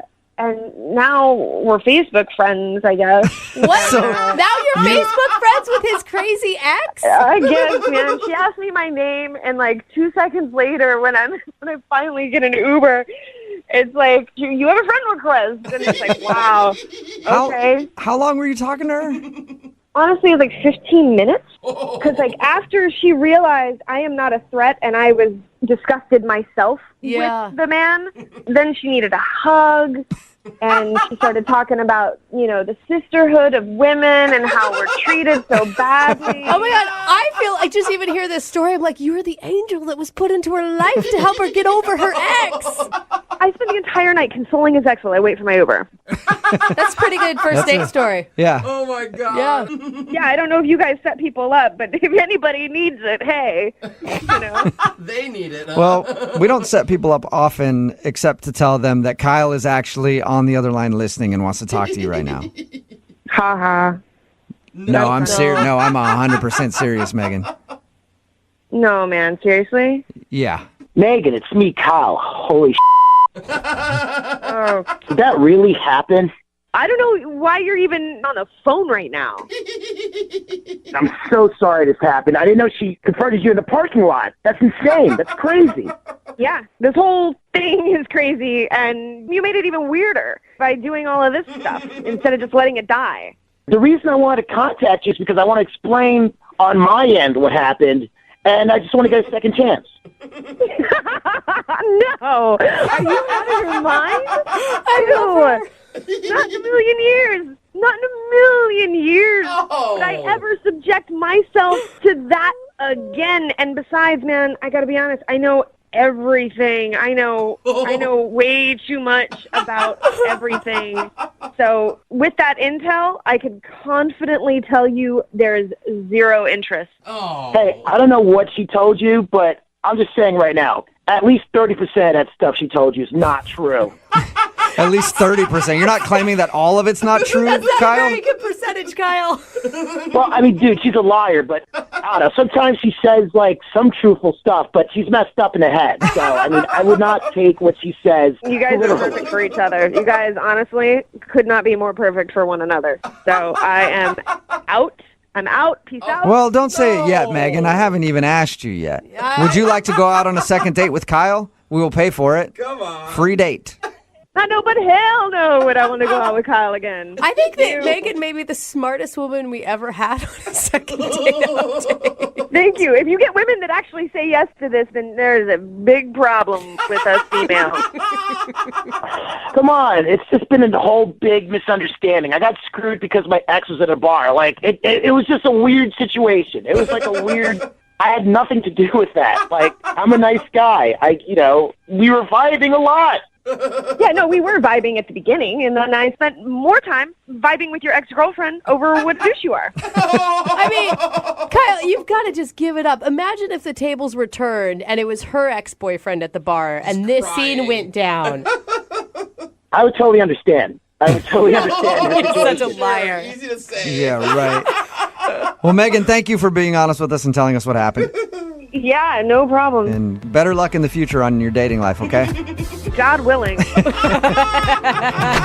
and Jubal in the morning. Somebody texted in a very good point at 78592. They said Megan should be on Battle of the Tinder Dates. Yes, she should. It's Brooke and Jubal in the morning. We're talking about today's second date update.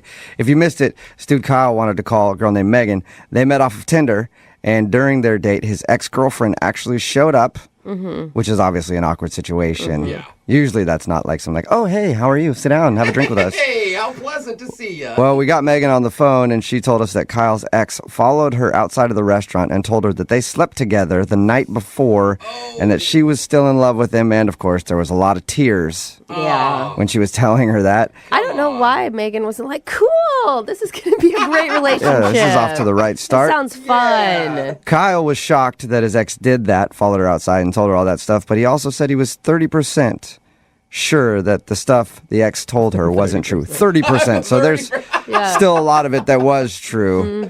Megan wasn't interested in hearing his excuses, and they are not going on a second date. Remember, What do you want want to bet he's on the phone with his ex Probably. right now. Or in bed with his ex right now. Or in bed, whatever. They can talk about it in the morning. Remember, if you want to do a second date update, all you have to do is email the show, and we will call the person who didn't call you back. It's Brooke and Jubal in the morning. Move at 92.5. Brooke and Jubal's second date update. You know, a lot of people bring things to a date, like flowers, candy, duct tape. Sometimes it's good to bring a surprise for the person you're going on a date with. I do love duct tape. Melanie, who's on the phone for a second date update right now, got surprised with something on her date that I'm not sure most people would like, and I don't even really know if Melanie liked it, but we'll find out what it is in just a second. What's up, Melanie? How are you? Hey, I'm good. How are you? Pretty good. So first, tell us about the guy that you went out with. What's his name? His name is Anthony, and man, he's a really, really sweet guy. We met on a dating app. And we had chatted for a bit ahead of time, and this was the first time we were going out. What were you feeling leading up to your first, in-person date with him? I was feeling really good. I was feeling optimistic. Better than feeling scared. Well, I think that many people who have dated has felt that, too. Yeah. I didn't have any of that usual, trepidation. I don't know. He just seemed really kind. All right. And how did the date go? Well, I would say it didn't go great, but really it was kind of a disaster. Whoa. It wasn't his fault. It wasn't my fault. It was just kind of what happened. What happened? Now I'm so curious. Well, we went to this, one of those Japanese hibachi restaurants, where they, cook in front of you. Yeah. So we met at the restaurant, and he's like, let's just, step outside for a second. And I was like, oh, okay. And he said he had this surprise for me. And I was like, oh boy, maybe I was wrong about this not being weird. But we went outside and he opens his jacket. And on the inside of his jacket, sticking out of one of the inside pockets, there's a hamster. What? Yeah. Whoa, that's even weirder than duct tape. Wait, he brought a hamster to a hibachi restaurant? I know it sounds maybe odd, but it was actually really cute. So the hamster's name is Einstein, and so I guess Einstein wasn't feeling well earlier that day. So he was like, I didn't want to cancel, but I felt bad leaving Einstein at home, and it was.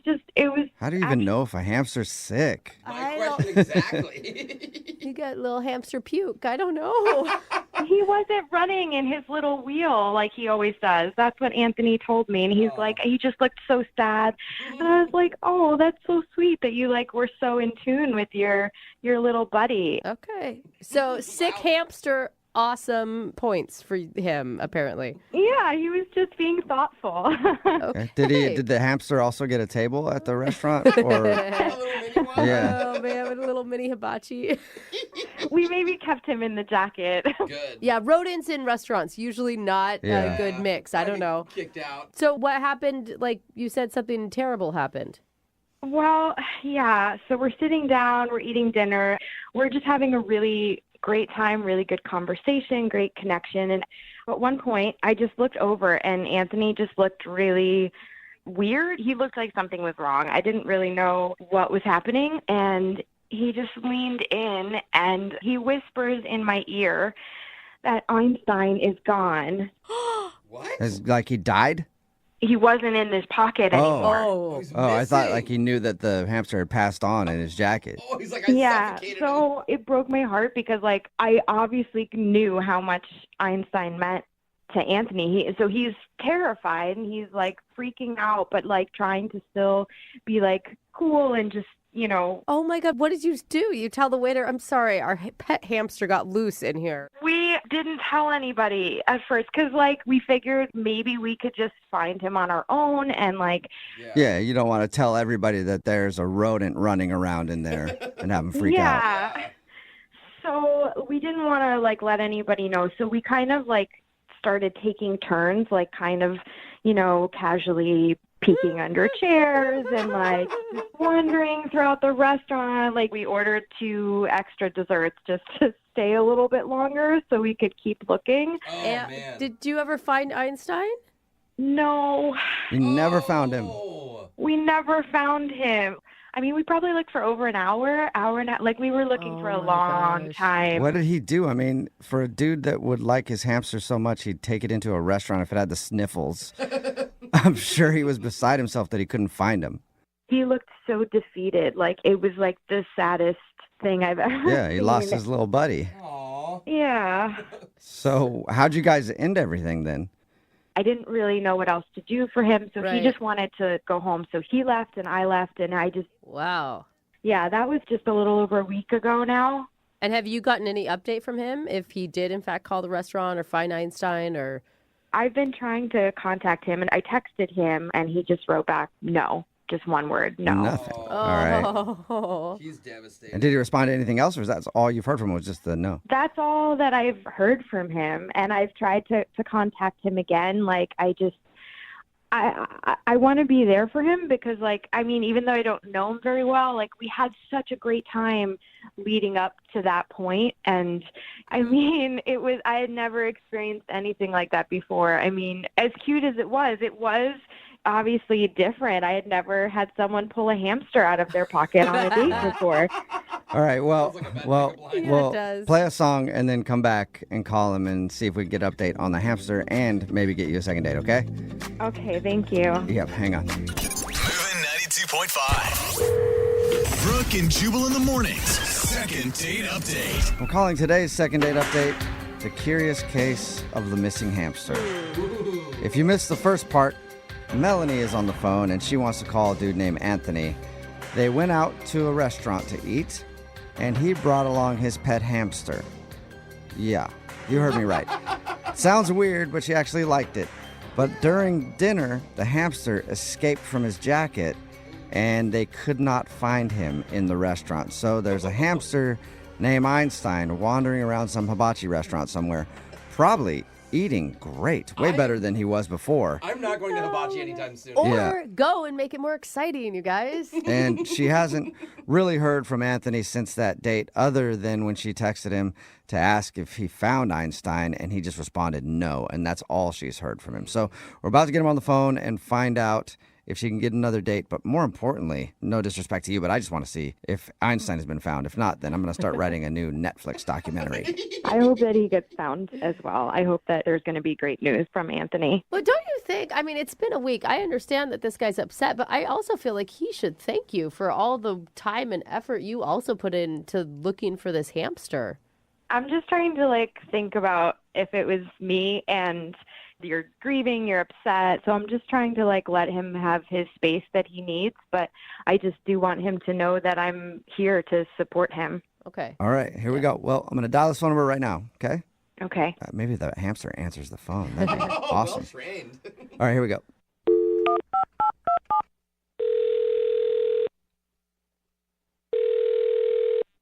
Hello?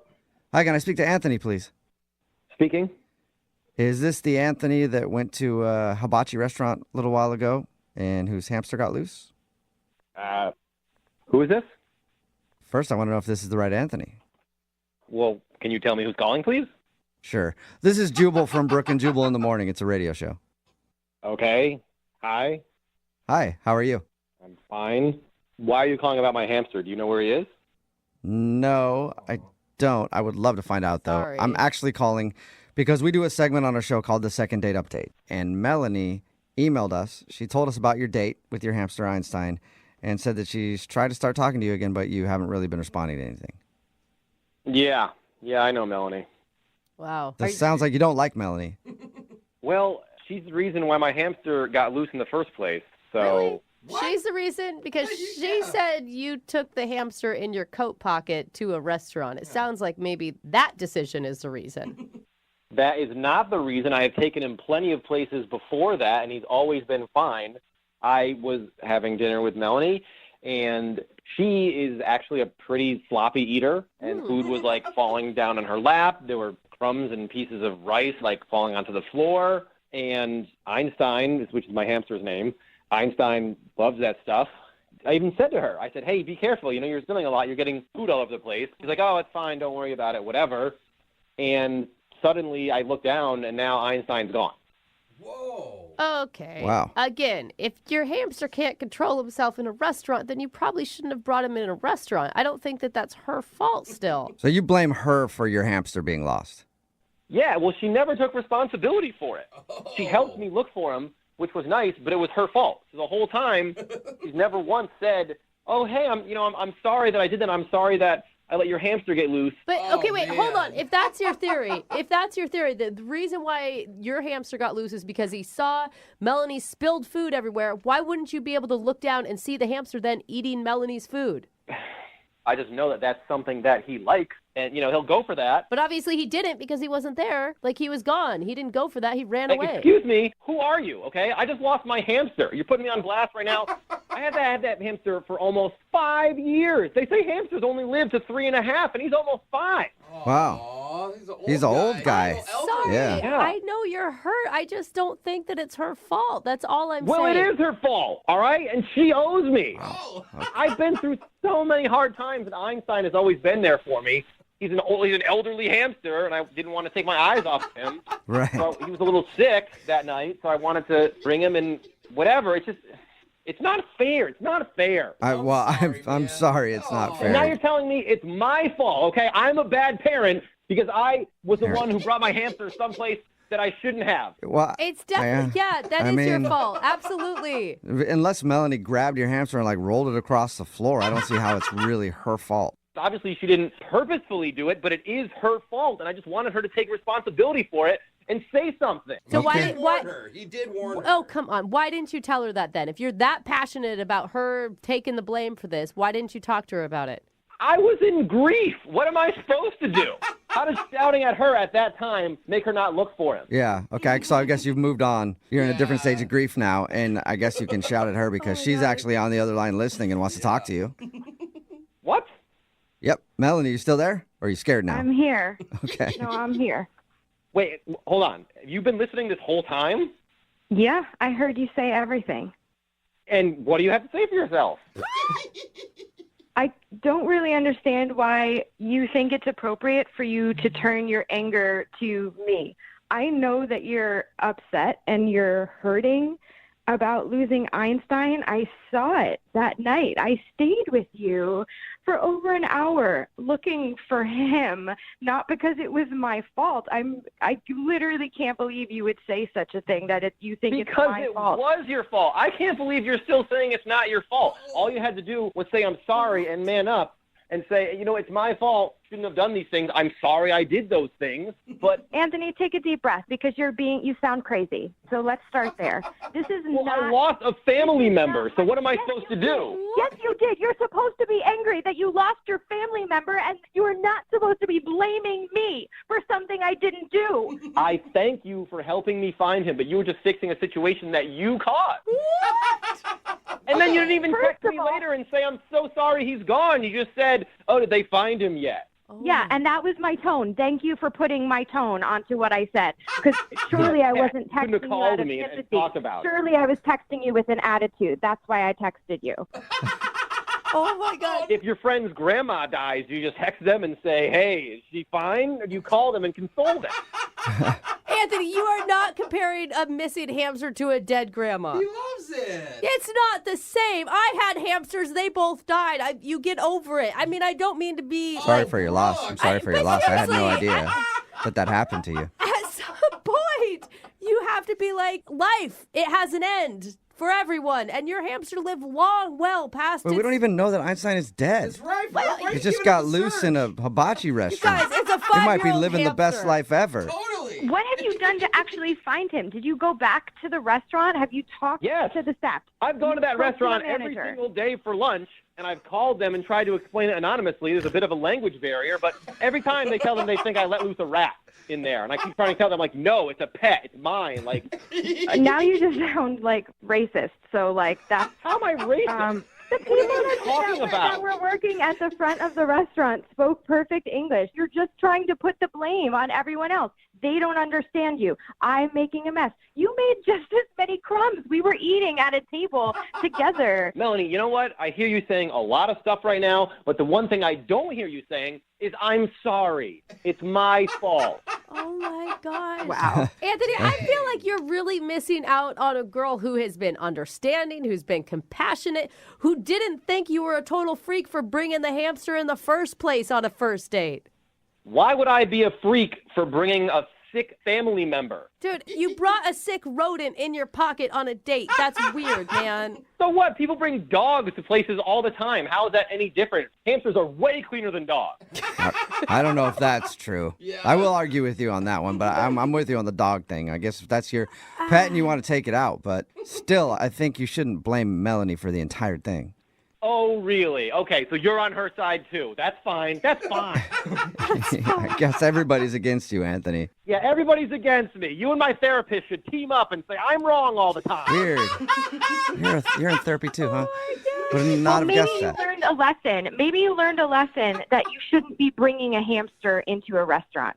Maybe next time I'll just be with a clean eater and we'll be fine. No. All right, dirty eater. Anthony. Well, you'll be eating alone a lot. Wait. We got to get an official answer. Anthony, would you like to go out with Melanie again on a second date? We will pay for it. Hard pass. I don't have any more hamsters I can afford to lose. And Melanie, I'm guessing you're not heartbroken about that now. Oh no, I'm good. I'm glad we cleared this up because wow. All right. Well, you'll never forget this though, Melanie. No, not for a very long time. Well, thank you both for your time. And if anybody knows the hamster's whereabouts, please send him our way. Yes, please. I'm serious. If you see Einstein, he's mostly white, a little bit of brown auburn patch towards his head, and he's very sassy. It's a sassy little hamster running around town.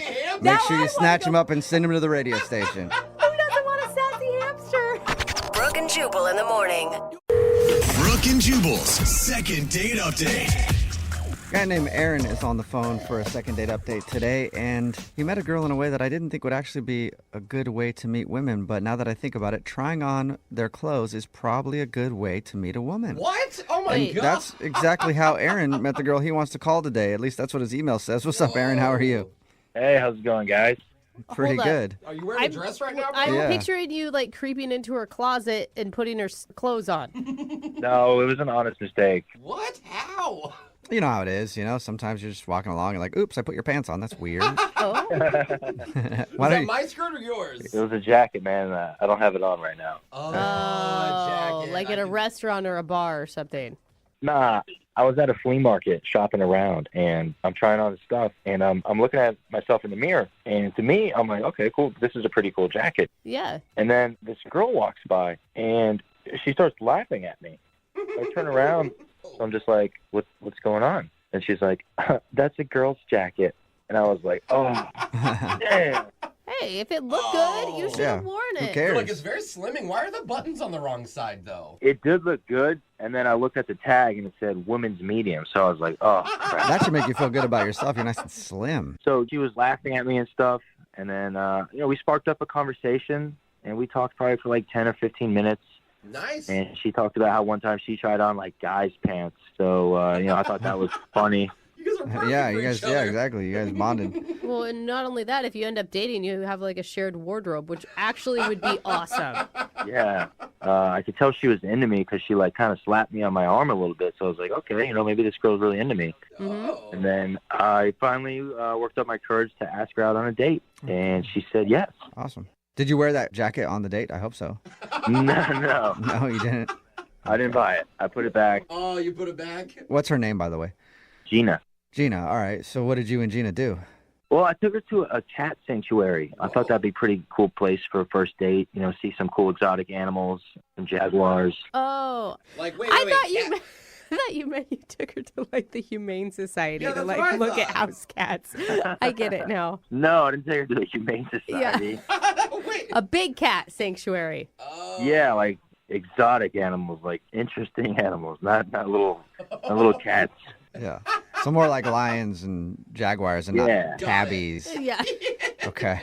And she loved it. Like, we were walking around there for like 2-3 hours, and it was really fun. She was so interested, and she kept, like, playfully slapping me again. And just like, oh my God, look at the jaguar over there. And she like grabbed my hand, and we ran over there. So I'm just like, this is going really good. Yeah. And then, at the end of the date, I had a little surprise for her because my friend works there. And I brought her behind the scenes to see how everything like happens, like how they feed the tigers, how they fill up the water bowls and That stuff. is so cool. That is awesome. Dude, you delivered on this date. Yeah, and it was really, really, really, really fun. And the coolest part to me was like when we saw 2 lions and the male lion was like catcalling the female lion, to like, hey, come on over. It's like time to get down. And I was just like, yo, that's so awesome and so cool. Okay, you didn't get pervy about it, did you? I mean, I pointed it out. I was just like, yo, look, those lions are about to make love. And she laughed. Make love? Did you say make love? Well, I didn't want to seem like a pervert. I didn't want to be like, yo, those lions are about to have sex, Yeah, that's probably a funny way to put it. Make love? That is so funny. I feel like there's like a romantic I don't know why setting. it's so funny to me, but it's It really is. funny. I would have used the word hump, but that's just me personally. Well, it was Lion King Part 3, Okay. Okay. So, I mean, did she seem to like all that? Yeah, she seemed to like it all. She was laughing and just continued to, like, hit me, like, flirting. But, like, at the end of the night, I go in for, like, my kiss, and she just gives me, like, a hug. Uh-oh. And I was just like, I was kind of confused. Yeah, I'm confused for you because, like, she was giving you all the signs. Yeah, I was just like, what's going on? Like, she gave me all the signs. She was flirting with me, hitting me. And then, like, I told her I'd call her the next day. So I called her, and I didn't get anything. So I texted her the next day, and then she claimed she was out of town. And I was just like, okay, I mean, maybe she could be out of town. And then, like, a couple days goes by again. I text her, nothing. And then she's just like, oh, I lost my phone. I had to get, like, a new number. And I'm just like, wow. Like, man, what is going on? I feel like she's just, like, kind of blowing me off. Yeah. Yeah. Sounds like excuses, for sure. Like, I'm really confused. Like, I thought the date was a wonderful day. Like, I had such a great time. And she seemed like she did, too. And I'm just really confused. Maybe she's into lions now. Maybe she saw what they did and was like, it's weird. I'm in a weird spot. I don't want to date a human man anymore. I hope not. We'll play a song and then come back and call her right after this and get your second date update, okay? Okay, thanks. All right, hang on.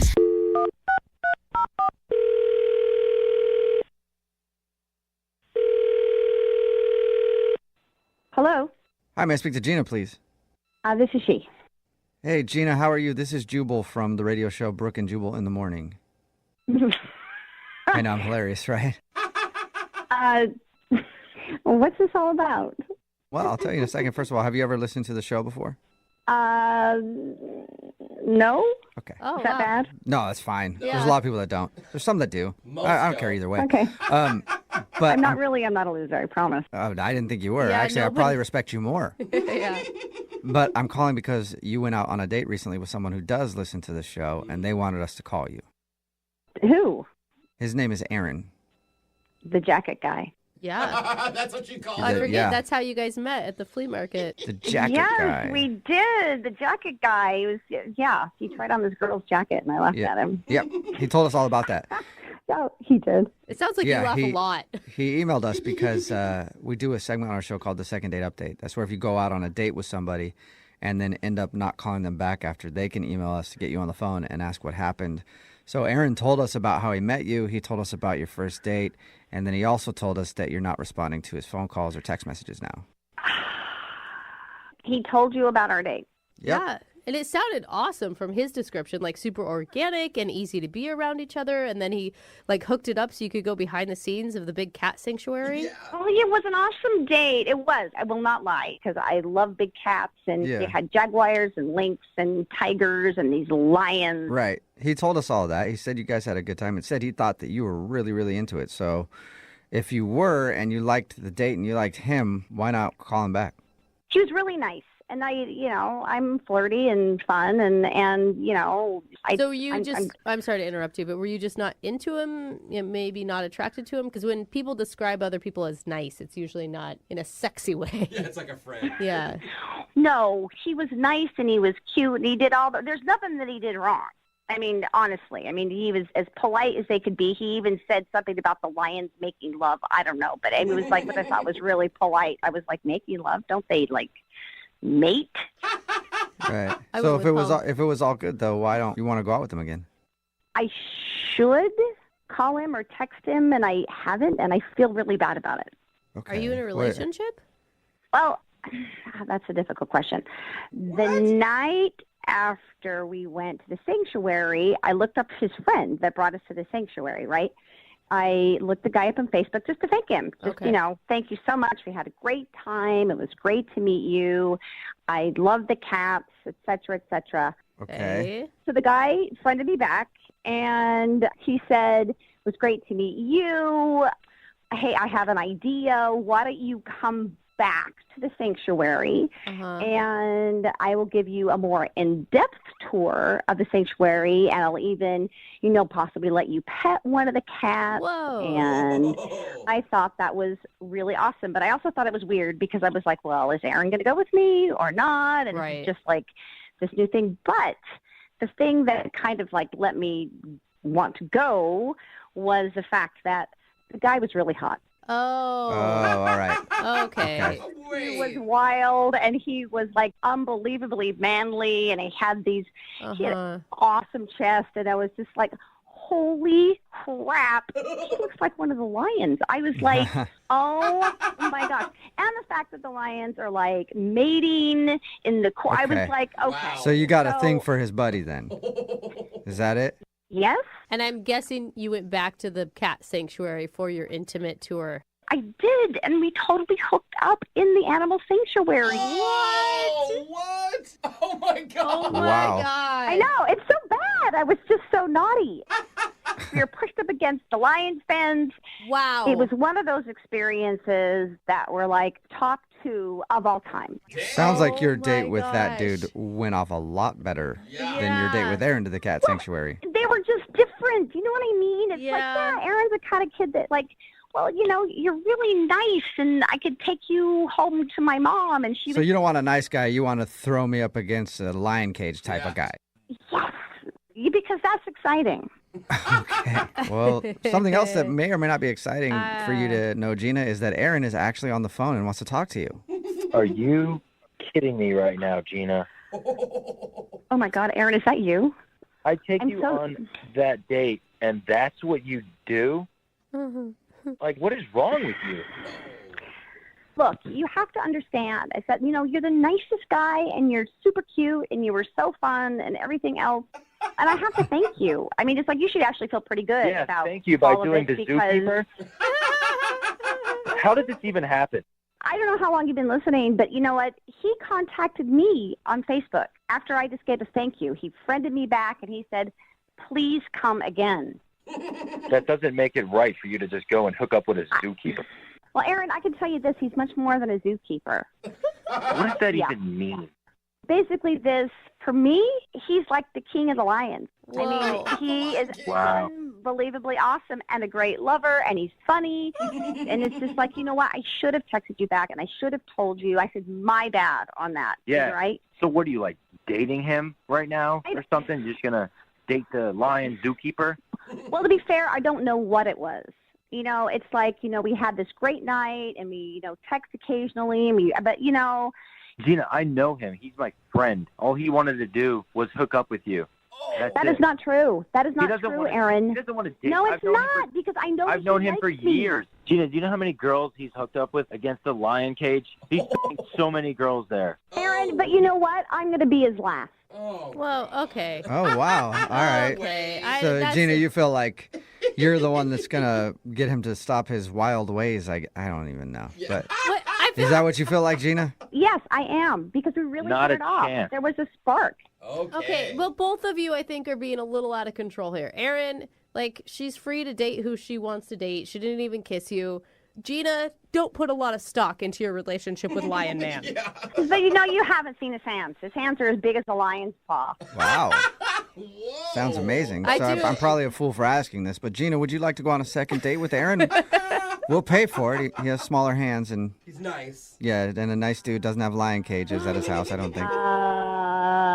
And that would be a big fat no. Yeah, thought so. Oh, man. But I would like to go out with his friend, the zookeeper, again. You guys pay for that. Yeah, well, I know. I'm not paying for that. No. I hope you go to the zoo, Gina, and you get eaten by a lion. Aaron, slow it down. You know what, Aaron? You're just feeling bad because you don't measure up to the king of the lions. Oh. Wow. Yeah, That sounds like a sick That lion. was hot. Aaron, I'm sorry, no second date for you, and I'm guessing this is probably the last time you take anybody to a cat sanctuary. Yeah, good luck again, Gina, getting banged under the stars or whatever. What? But it probably won't because he's not going to be calling you back. So bitter. I have one thing to say to you again, Aaron. We gotta end this. Brooke and Jubal in the morning. Brooke Brooke and Jubal's second date update. The girl on the phone for a second date update today had some very nice things to say about the guy that she went out with. In her email, she said he's different than the normal dudes she usually dates. He's kind of shy, kind of nervous, and not that good looking. What? Yeah, Lisa, that's really nice stuff to say about your date. I mean, I've never heard such a rave review about somebody.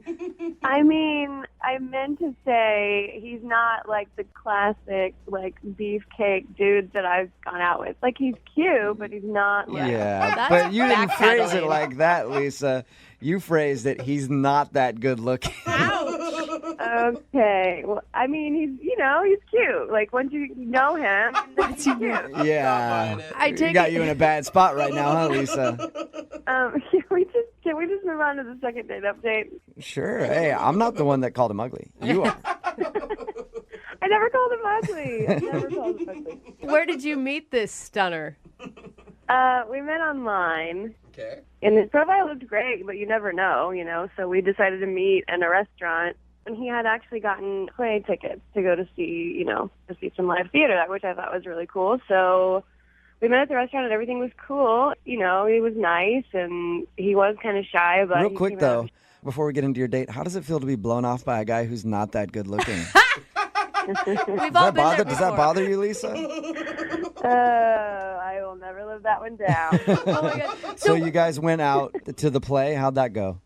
It was great. He actually held my hand, which was nice. It was a nice little touch, no pun intended. So I was like, yeah, this guy's really nice. He wasn't too, forward or it was just very gentle and sweet. You were attracted to him, though, even though you say he's not that good looking. Yeah, for sure. I mean, he's taller. I like tall guys, so he's got that going for him. Tall.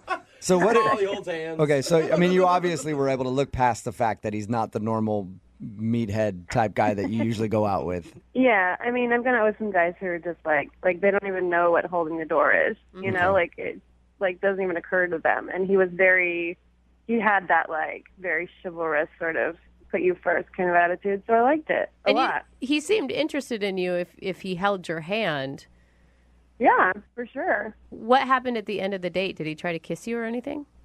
Yeah, after we went to the theater, we were kind of hanging out and we were having a good time. So he asked if I wanted to come back to his apartment, and we were I was thinking in my head, sure, let's see where this goes.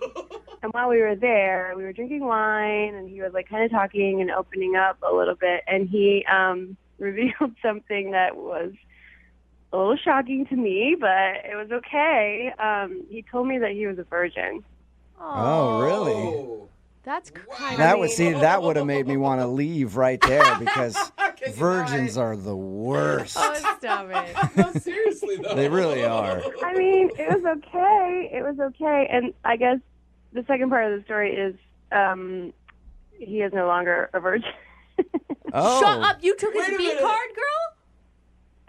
Yeah, I mean, we had some wine. It felt right. So. And you were like, let me show you how it's done. I'm an expert. Why don't you let Mama teach you? Oh, my gosh. It definitely wasn't my plan. A little bit of wine in you, and then you were like, yeah, let's do this. It's kind of just the way it happened, yeah. So how did he act after that? I mean, that's a huge deal, especially, how old is he? Well, I'm 27. He's 26. 26. Okay, so a 26-year-old virgin, and you took his virginity. How did he act after that? I mean, other than just thanking you profusely. That's what I would have been doing. Everything was fine. It was great, and he was very sweet and gave me a good morning kiss because I spent the night. And yeah, it was okay, well, I'll talk to you soon. And we texted for a few days, and then I don't know. It was kind of one of those things that seems to happen. You just kind of stop texting. So he just kind of dropped off the face of the earth, huh? Yeah. She got ditched by an ugly virgin. Yeah. Can I ask you, do you know why he was waiting so long? He didn't really say. The only thing that he mentioned was that, it just had never clicked with him with someone, and he had never really taken the plunge, so to speak. So he decided to do it with you. You must feel pretty special about that. Yeah. So why do you think he's not calling you back then? I don't know. I mean, our conversation seemed to be perfectly normal and flirty, and it almost was like we were going to go out again. And then when it came to like planning our second date, there was just like no response. And there was nothing weird that you can think of. Not that, besides the fact that it was like I took his virginity. I mean, that's a big one. I mean, other than ruining his innocence, is there anything else that happened? No, not that I remember. Okay. Were you like, I mean, I would have just been so self-conscious going into it. Like, are you sure you're okay with this? Are you positive that this is what you want to happen? No, I was like, it's time. Like, It's going down. You're 26 years old. You've way past the marker on that. I've got to take care of this for you. Let me help you out here. All right, well, we'll play a song, come back, call him, and get your second date update, all right? Okay, thank you guys. All right, hang on. Moving 92.5. Brooke and Jubal in the mornings. Second date update. I think I'm going to title today's second date update, The Curious Case of the Ugly Virgin. Oh, gosh. It's Brooke and Jubal in the morning because Lisa is on the phone with us, and she described the guy that she wants us to call today in her email to us as kind of shy, kind of nervous, and not that good looking. Isn't that right, Lisa? Oh, I don't even know why I'm doing this anymore. Because you want to get a hold of him. And I called him a virgin because Lisa took his virginity on their first date. So it is the curious case of the ugly virgin. Why is he not calling Lisa back? Lisa, I'm sorry to keep harping on all this stuff. It's just funny to me. And it's even more funny to me that now your business is out there for the world to hear. Glad to have made your morning. All right, I'm going to dial the phone number right now and see why he's not getting back to you, okay? Excellent. Here we go. Curious case. I'm going to write that children's book, Lisa. In your honor.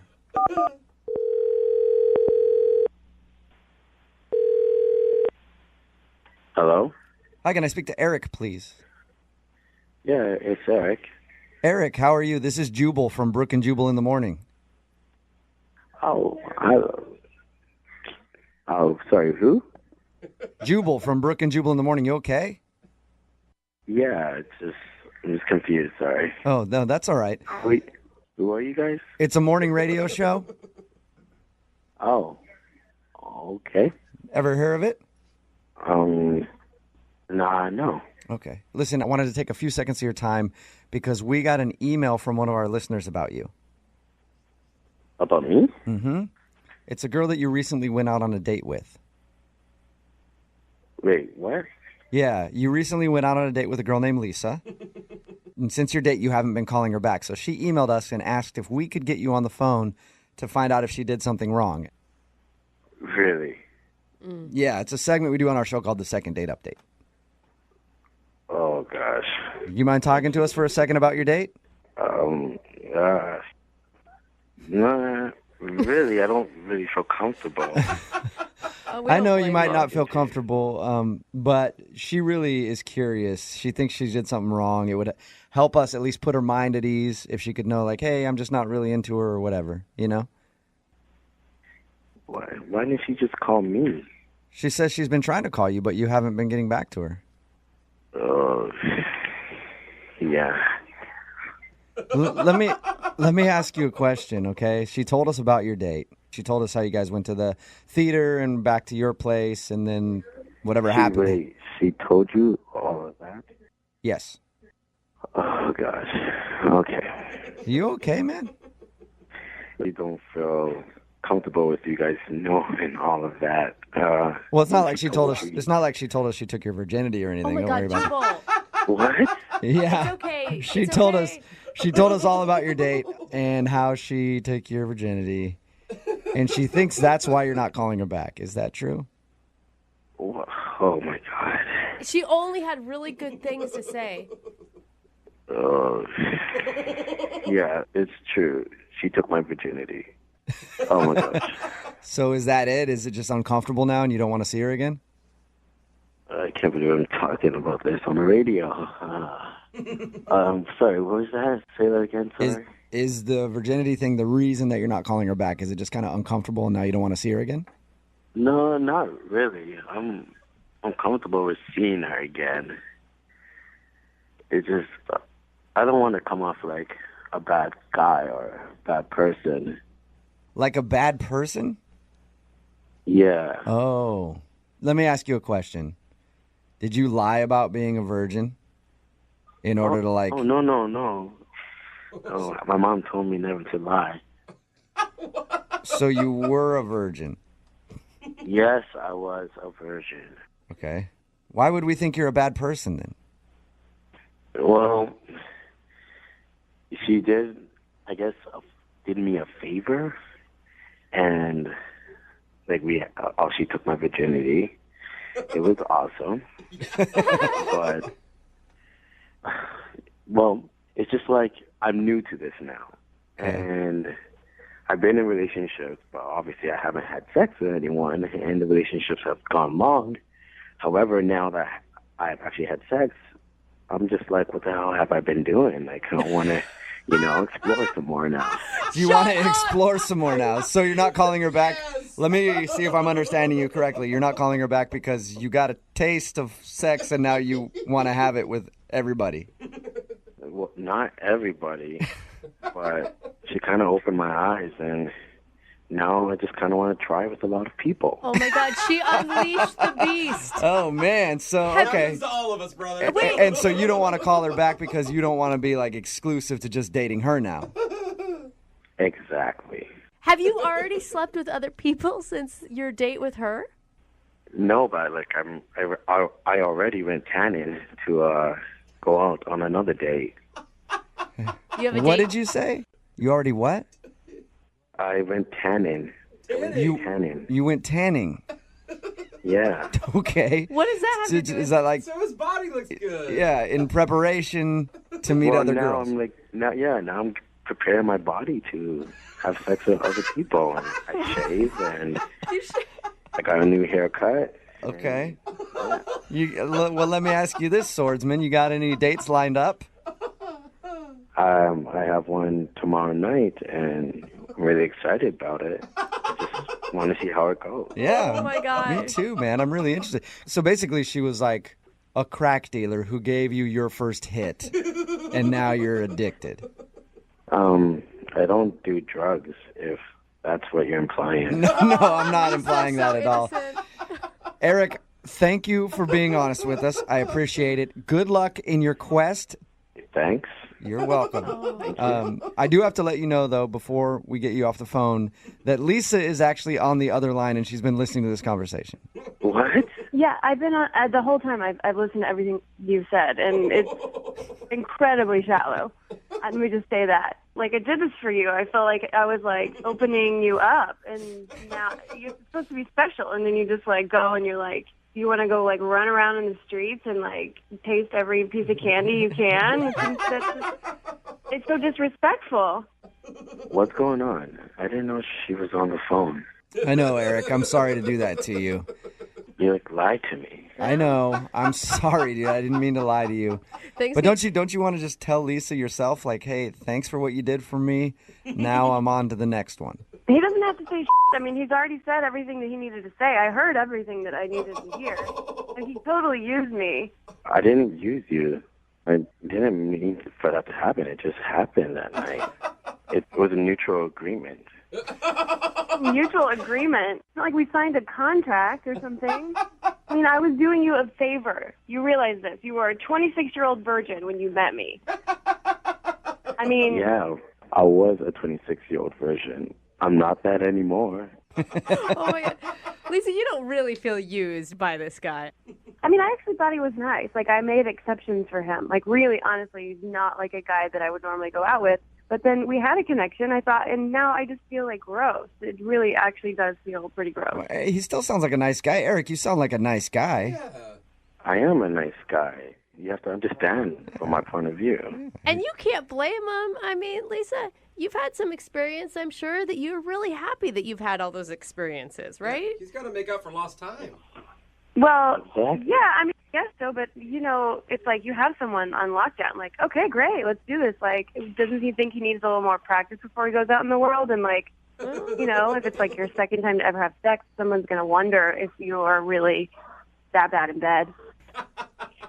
Are you saying you want to practice with me some more? Because I'm just saying I totally will. You know? That leads me to my next question, I guess. Eric, would you like to go out on a second date with Lisa? We will pay for it. No, but I will go out on any other date, so and get some more fun. No.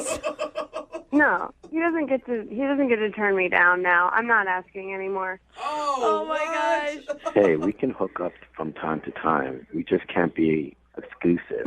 I'm not asking you for that. I mean, no, I'm saying no. So don't act like you're like doing me favors now because I'm good. I'm telling you, I'm good. No to hooking up or no to being exclusive? What is your deal? Like we have this thing, and you are a normal guy, and then all of a sudden you're gonna go out and like slay all these ladies, like you're gonna just like spread your seed all over the world. All of a sudden, like you were shy, like you wouldn't even hardly talk to me. Lisa, I take it as a compliment. I mean, obviously, whatever you do is really good. It's got him just crazed. Yes, Lisa. It was really good. Brooke and Jubal in the morning. The guy on the phone for a second date update today took his date on a very, very cool date. Really? Yeah, he took her back in time. To, I believe, 1979. The year we always want to go back to? They went roller skating. Oh, that's cool. That's such a fun date. I didn't realize people even went roller skating anymore. I was listening to this like, hey, whip me across the floor, whip me. Don't people do that when they whip them? They make them go fast or something? They ask them to do it or something. I don't know. I've never gone roller skating myself, but I know that it used to be a big deal. I had no idea people still do it. That's cool. Hey, what's up, Mike? How are you? Good. How are you guys? Good. What's up, Roller Skate King? So you took the girl that you want to call today. What's her name? Denise. Denise. You took Denise roller skating, huh? I did. I thought it would be old-fashioned. I've been roller skating for a long time. I thought it'd be a good first date. Oh, you're like into roller skating. Yeah, I mean, it's kind of a lost art, the whole rollerblading fashion. I kept it classic with the roller. So you still roller skate a lot, or this is just like a date thing that you did? No, I still do. Thought it'd be kind of cool. A lot of people don't roller skate, and I thought it'd be a good idea. I think it's a great date idea, as long as you warned her beforehand and she didn't show up in like a cocktail dress. Well, I told her before. I told her to wear something comfortable and all that stuff. Where did you meet her? I met her at a coffee shop. Okay. I was waiting in line for my coffee, and I saw this really cute girl, and we started talking, and one thing led to another, so I wanted to take her out. And the next thing you knew, boom. Let's hold hands and spin in a circle. And then we're going to get on our knees like we're going down and then get back up. Whoa, that was awesome. Did you feel the force when we were moving around in a circle? They don't always play disco songs, Oh, they don't? Do they play current music now? They do. They do. Okay. So how did she like roller skating with you think? Well, at first, it was a little difficult. I was showing her some moves and trying to get her on her feet, and we were going good for a pretty long time, and then I started to notice that she was kind of like falling and tripping, and so. What a turnoff, huh? A girl who can't skate. Well, I felt bad for her. She said she hadn't done it since she was a kid, so I was trying to show her a good time. Were you trying to coach her the whole time? Because that's the only thing I can see going wrong with when you go out on a date with somebody who does something really well and you're not that good at it. It turns into like a coaching session. No, it's been a long time since she had been skating, so, I was just trying to give her some pointers and stuff to make the date more enjoyable. Okay, and how did she do? She did all right. She fell a couple times. I could tell she was a little bit discouraged, which is, normal. Yeah. And this is really embarrassing, but she was starting to fall, and I grabbed her, and I grabbed her boob by accident. You trying to catch a falling girl by her boob? Maybe I do support roller skating.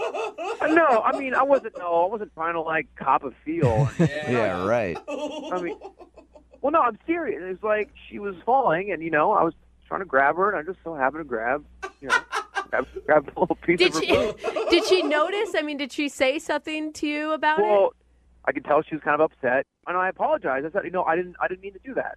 Did she believe you? I thought she believed me, but So she was able to recover and joke around about it after she initially was mad at you. Yeah, initially mad at me, but then, we sat there and we laughed, and we had a good laugh about it. And I thought that'd be a good kind of segue into, grabbing a bite to eat.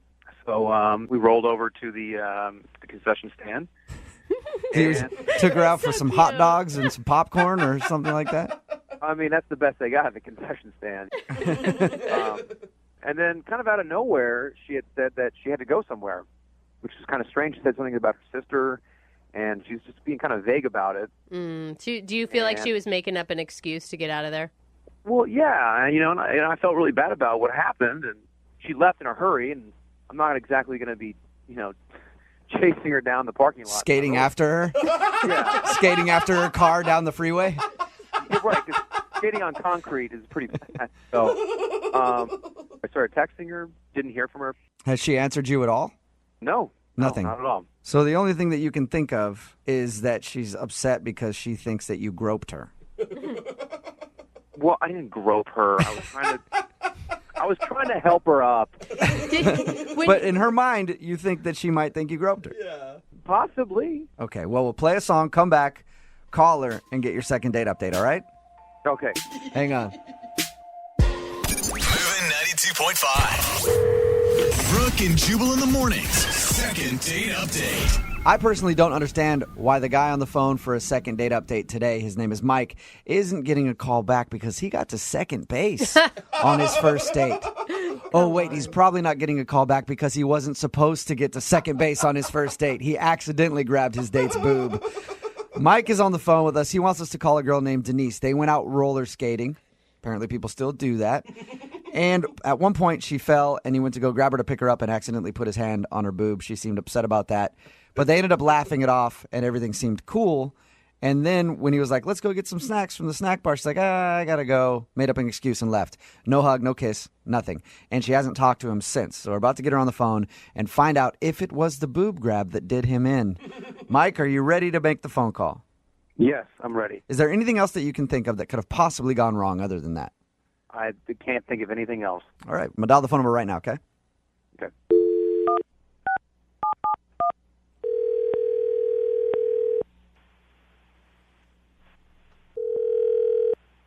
Hello. Hi, can I speak to Denise, please? Yes, this is her. Hi, Denise. This is Jubal from Brooke and Jubal in the Morning. How are you? Fine. What is this? I'm calling you from a radio show. It's called Brooke and Jubal in the Morning. And the reason I'm calling you is that one of our listeners sent us an email about you. About me? Mm-hmm. And you're a radio show? Yes. You recently went out on a date with one of our listeners, and we do a segment on our show called the Second Date Update. It's where if you go out with somebody and then end up blowing them off after the date, they email us to see if we can get you on the phone and ask if something happened. Okay. So you recently went out on a date with a guy named Mike, and Mike really wants to see you again, but you haven't been returning any of his phone calls or texts. So he asked me to see if we could get you on the phone. That's kind of weird. I agree. So Mike told us a little bit about your date, said that he took you roller skating. Okay. I just want to make sure we're talking about the same Mike here. Yeah. He thinks that you guys had a great time roller skating. Is that not true? I think he had a great time. You think he had a great time? I don't know.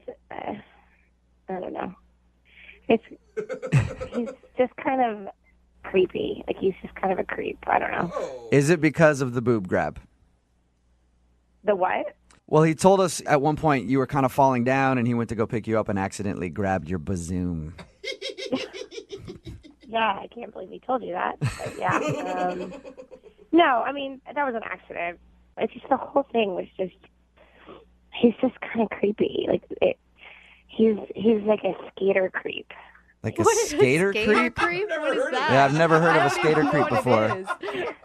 Well, I haven't really either, but that's the best word I could use to describe it. Like, he's like really, really into roller skating. And like, we get to the place and like, he knows people, like people kept saying hi to him. And when we went to like the place where you rent the skates, the guy was like, hey, Mike, where's my favorite pair or something? And I was like, what is that about? And he's like, oh, I have like 7 pairs of skates and he likes these ones I have that have glittery wheels. Wait, so you're saying that Mike is like the man of the skate rink? Yeah, basically. I don't know, the whole thing was just really weird. But what's creepy about that? I mean, it just sounds like he has a hobby that he's really into. I can't imagine that there's a lot of men spending a lot of time at the roller skating rink, so I'm sure it's easy for him to make friends there. You just said it right there. There's not a lot of men spending that much time at the skating rink. I'm just saying. Yeah. Don't hate the guy because he has a hobby and he wants to share it with you. It's like borderline like obsession, and he kept showing off things. Like he kept showing me moves, like and like, telling me like the names of them. Like there was this one thing he did that was like he was like really proud of this move called the shoot the duck, where you like get down on one skate with like one leg out, and he was like and like donut circles or rings or something was another one. I'm like he was like teaching me them, and like I can barely stand up. Like I look like a kid on the skates, and he's like skating backwards and stuff. It was crazy. Was he just showing off to you? You felt like? Oh yeah, totally showing off. But if you guys would have gone on a date outside of the roller skating rink, would you have still thought he was creepy? I mean, that's the whole thing. We're on a date, and he's treating it like, his own like personal show. Like, come watch me skate. Yeah, yes, exactly. Think about this though. For that brief moment in time, you were with him. He's the king of the skate rink, I guess. You were the coolest girl in that place. Hell yeah. Well, that's saying a lot, I guess. So why didn't you just tell him that maybe like this isn't going to work because we have two different interests? Oh, I don't know. He was nice, so I didn't want to be like rude and like make an excuse to leave. And then he was like, "Let's go get some snacks," and we went over to the thing. And he's like, "Don't worry." He's like, "Don't worry, they know me here, so I can get free food." And I was like, really? Okay. That's amazing. Yeah. Hey, don't worry about it. They kind of know me, so I get free hot dogs and all the popcorn you can handle. Sweet skating, Mike. Yeah. Okay, what if I told you that Mike is actually on the other line listening right now? Shut up. Seriously. Yes. Oh my God. This is unbelievable. I mean, it wasn't that bad. Okay. I mean, you were laughing, you were giggling, we had a good time. Like, I was holding your hand. No, you held my hand for like 2 seconds before you like sped off and did some sort of trick or something. Because the rink was clear. There wasn't anybody else on the rink. No, the point is you didn't pay any attention to me. You were spending the entire time just showing off your skating skills. I was paying attention to you when you fell, obviously. Like, I was picking you up. Yeah, after like the third time I fell, you didn't even notice the first couple of times. I mean, when you said, like, we're going to go roller skating, I was thinking we're both going to go have, like, a fun little, like, silly fun time. I didn't know I was going out with, like, the skate king of the world. Well, I'll take that as a compliment. You should, man, if you're good at what you do. Well, I am really good. And, I thought I would kind of show you into that world a little bit and have you get to experience that. You're spending the entire time going around showing off your moves, and I'd rather you just, spend time with me, just talk to me. We can't talk when you're, doing triple sow cows on the other side of the I did spend time with you. I mean, I helped you up a couple times. Yeah, you got to do more than just help somebody up a couple times, Mike. Help her up so you can watch You should her. probably pay attention to your date. Do you know anything about her at all? She's not a really good skater. I mean, what are her interests? Can you name one interest from your date that Denise has? Well, we never got to that point because we didn't get to eat. And that's why I'm hoping to get a second date so I can find out more about her. All right. Oh, Denise, would you like to go out with Mike again? We'll pay for a second date. I just think we're not communicating very well. Yeah. What if we send you somewhere where there's no bad 80s music and there's no skating and you guys can sit and actually talk? I just think that ship has sailed. I mean, I really think you're missing out on something really special. I have to agree. I think that you are missing out on something special. 2 for 1 skate night. That's right. That is something special that a lot of couples don't get to experience. Boom. Okay, well, that's all right.